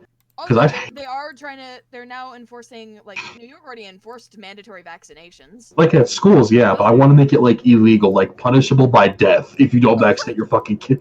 No. If you don't vaccinate your kid, I'm gonna euthanize you. Here's the thing. Oh my God. So this child got like jabbed. Okay. So basically what happened was this toddler got jabbed by a thumbtack that just so happened to be rusty and ended up getting tetanus from it. The parents are now almost $1 million in the hole to keep this child alive. And after the kid eventually recovered, and they said, what would you prefer? Being $1 million in the hole just to keep your child alive when they are suffering through tetanus, or having your insurance covering a vaccine to keep this from happening? And they said, we'd rather be in the hole than ever have our children have autism. Dog, I swear to God, man. If fucking kidding me. Oh. Yo, does that mean if I vaccinate myself I could get double autism? I already got autism, so I mean I get double. Is that how that works? But that one case of a child getting autism of vaccination, that has been disproven already. That has been disproven as bullshit. And even then, let's think about it. If the original article literally called his followers suckers. Yeah, because I think the statistics for having autism in the U.S. for just overall is 1 in 40. So let's say this: you vaccinate your kid, there's a 1 in 40 chance they get autism. Now let's think of this: if you as a kid get like smallpox or something, the chances of you surviving are like 1 in 300 or something. The chances of you surviving with fucking like mumps is like 1 in 90 or some bullshit like that. So you'd rather have a kid who, fun fact, I'm pretty sure autism makes me a bit more. I think it gives me an advantage. I'm not gonna lie. A few of our founding fathers of America literally has autism. Like it's pretty much proven that like being like two things, being sociopathic and being autistic give you advantages in life. Yeah, let's not forget Einstein. It was on the spectrum. If he wasn't on the spectrum, I don't know who the fuck is, man. That's all I'm saying. Like it's bullshit. Like so, even if it is a matter of you're afraid to have I understand raising a child with autism is like. I would wish it upon anybody. I would not. If I had a kid that was autistic, I would cry because I know how bad I am.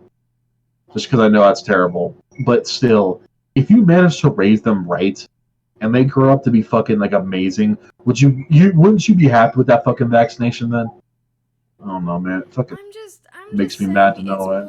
I'm just saying it's more worth it to just vaccinate your kids. And why am I even talking about it? It's not true. Yeah, and then to just like risk them being in the hospital because of your negligence. Yeah, the kid literally had to get like their heart resetted multiple times. Like the kid went into cardiac arrest from their tetanus. I want my heart to stop right now. 3 times and came back. Yeah. And they said they'd rather have their child go through that than to ever become quote unquote retarded. I'm sorry, but to me, I'm gonna consider that fucking child abuse. Oh yeah, like the kid got taken away because it turns out let's just say that after the kid recovered and they realized that being in the hole ain't gonna do so well for their life, Kid started going to school with bruises on his arm.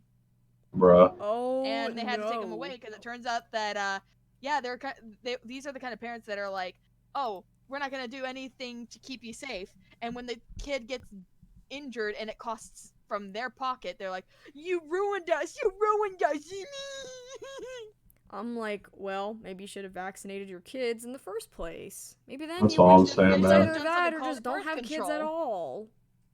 I wish it was ethical to say this.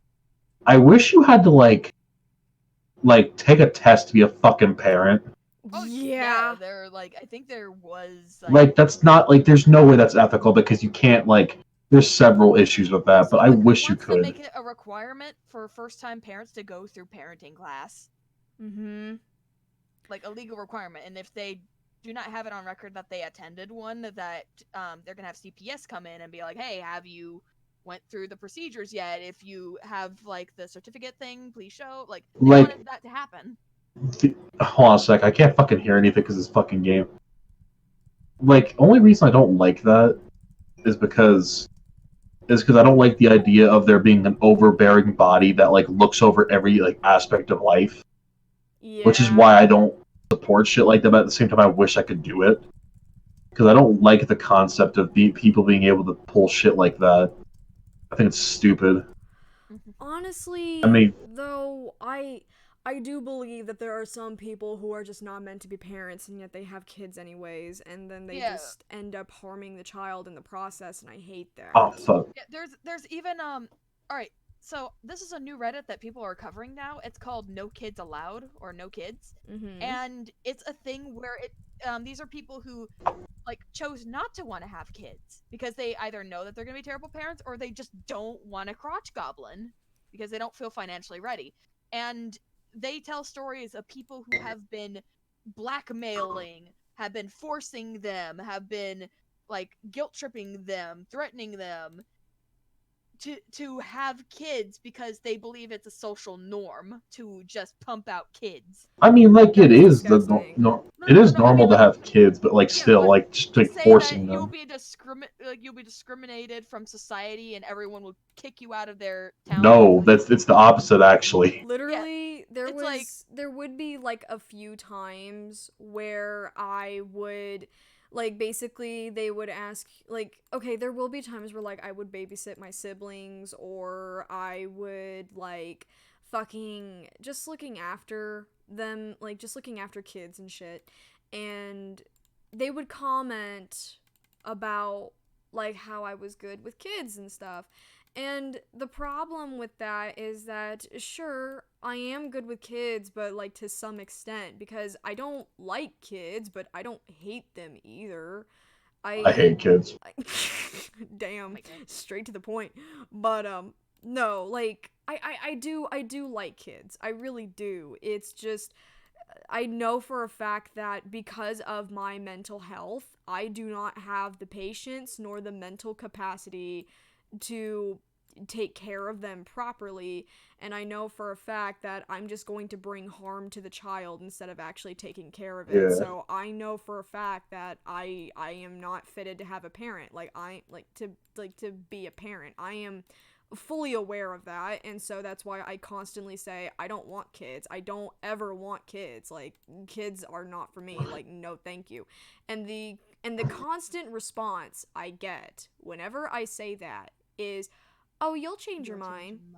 Okay, no, I fucking technically that's not incorrect, because biologically at some point every human being has the realization, whether they want to or not, that their body wants a kid. That's not, that you can't avoid that. But that's a completely different thing. Yeah. It's gonna happen, but between your hormones getting the best of you versus what you actually want. And when I say that, I mean that's later in life, especially for women, that's in their 30s, 40s and shit. Yeah. So we become horny cats. I mean, I understand that. That's why MILFs are the best, man. At the same time, I know myself better than anyone. I know for a fact that, if I end up having a child, I'm not going to want to keep it. I can't. I can't bring myself to do it. Yeah. Man, it's terrible to think about people do that. So there is the sad thing where one of my buddies, they can't have children or else they'll die. Like, their ovaries is fucked. They don't want kids in general because they had way too many bad experiences with like people who have entitled snot-nosed crotch goblins. Mm-hmm. Yeah. And the thing was, their grandma's like, I want grandkids. Great grandkids, you mean? Oh well, yeah, great. Yeah, I mean that's the. And then when the person refused to, they said, well, then you'll be a disappointment to the family. And try to use like the thing where it's like, oh yeah, no one will like you, everyone will hate you because you don't have kids when you're in your 20s. My thing is like, I guess this is just me. I guess this is the autism kicking in because I have like no sympathy or empathy just naturally. I don't understand the idea of why people actually feel pressured by that shit like that. It's like the fuck you. Okay, you don't like me. Close to you, you would end up feeling like you're. I mean, I know that, but like that's the thing. I've experienced that too, and I don't see the point in being like, oh my god, they said they're not gonna love me if I don't have a kid, so let me pop out a fucking 8-pound piece of shit that I'm not gonna love. Yeah, well, the thing is, Richard was one of those people. And the way that they tried to pressure me was when I turned 17, going for 18, they tried to hook me up with 14-year-olds. That ain't it, Chief. That ain't it. Yeah, you told us, but that's fucked up. Yeah. For me, that literally here's the ain't thing. Like, the thing is, it's not that I don't care for kids, because I do. It's just, I'm not fitted to be a mom. And even then, know like, that fully fucking well, I'm just not. That tree is floating. Oh my god. We're just at a point in time where it's like, okay, even then, even if I choose not to have kids, it's not a detriment to the overall, like, society if I don't have a kid, because generally speaking, we have enough. It's fine. We're not going to die out if I don't have a kid. So, yeah. I think even then, like, evolution speaking, like, eventually in the next few generations, we're probably going to be like, yeah, we don't, like, we're going to lose that urge. Like, so, I mean, it's fine. For me, like, whenever, like, someone would ask me, like, oh, well, why don't you want a kid? I'm gonna be like, none of your fucking business.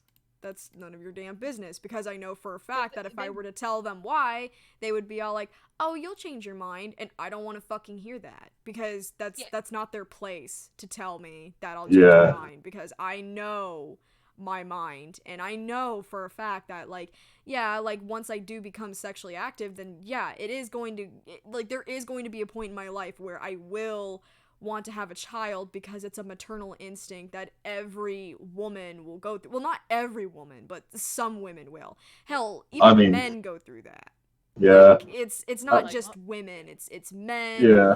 It's everybody, and I get that. Yeah. But at the same time, it kind of starts to block, like, that maternal instinct kind of starts to block itself out the more that you kind of know your body and how your mind functions, and then it's like, you know for a fact that you can't do it, that, like, you know, and I'll admit.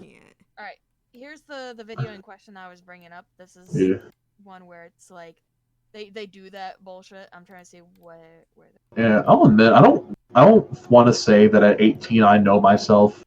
And I mean, like I said, I can't speak for everybody, so you may know yourself at 20, but I don't think most 20-year-olds do. If you do, that's fucking on you. A brain doesn't stop developing until 24 to 25. And even then, they're grown-ass men and women in their 30s who don't know themselves. So, like, I'm not discounting what you say. I'm just saying good on you. Mm-hmm. But I'm just saying not everybody knows that. Yeah. So it's like, the way you said that, I felt file attack there. What the fuck? Oh no, I'm kidding. The way you said that was like like a sarcastic one. The way it sounded in my ear, because I heard, like, my ear was ringing because I got, like, an AK fired right by my ear. It's all good. Fucking Charlie is everywhere. Also, but I'm gonna have to head off because it's almost midnight for my end. Wow, what a fucking pussy. I think we're gonna have to end the stream for tonight as well, because it just reached 3 hours and shit. I'm about to say, when the fuck are you ending the stream? Well, I'm about to end the stream right now. Right fucking now. Hey guys, totally don't sub to me. I'm actually a piece of shit. I was joking earlier. I'm not playing. Don't do it. You'll be cursed forever. I might have made his sub count go up. Whoops. Oops. Yeah, all those people are cursed, and I have their souls now. Oh god. All right, you guys have a good rest of your night, okay? Oh. Yeah. Oh god, what the fuck? What was that? But yeah, I'll try to see if I. Hold on, let me see. I got my butt cheeks touched. Oh. And when you need to, feel free to respond into that one thing, the blooming bud thing. Oh shit, I forgot. It's fine. I thought I responded like a while ago. Fuck. Yeah, sometimes not being like not knowing if you hit the enter button or not is like everyone's worst. I've done that. I did that a lot like yesterday without RP. I was like, oh fuck me. It's fine. It happens. It's okay.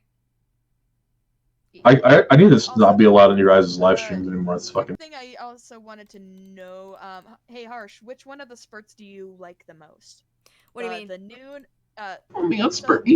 Those little slime-looking creatures, the ones that have like a shiny reflection to them. Yeah. They're called spurts. Okay. The blue ones can be found around noon and waters.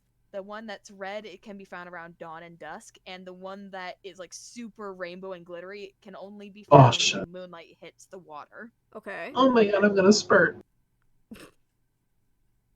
Jesus Christ. So what are you asking? Which one do you like the most? I like the red one. The red one sounds pretty. Yeah, the dawn and dusk one. Yeah, and it those sounds aren't pretty. like because each one are based off of like the little critters. Right. I love it. Yeah, bunny, hedgehog, and chinchilla. Oh, I like that. Careful playing with yourself, kids, or you might spurt. Shut up. Yeah, and the spikes aren't actually like sharp or pointy because they're slimes. So imagine them like feelers. Yeah. Like what are they called, cilia, or something like that? Like those little wiggle things. Yeah. Alright, you guys. I'm gonna let you guys hop off. Alright. And I'm gonna end the stream. Oh, you still going on? Oh, fuck. Yeah, so have a good night, you guys. Dog, I was about to say the N-word too. I would have been Do bad. not. Just say your good nights, you dumbass. Remember, kids, live fast, smoke grass, and eat. Good night. Bow.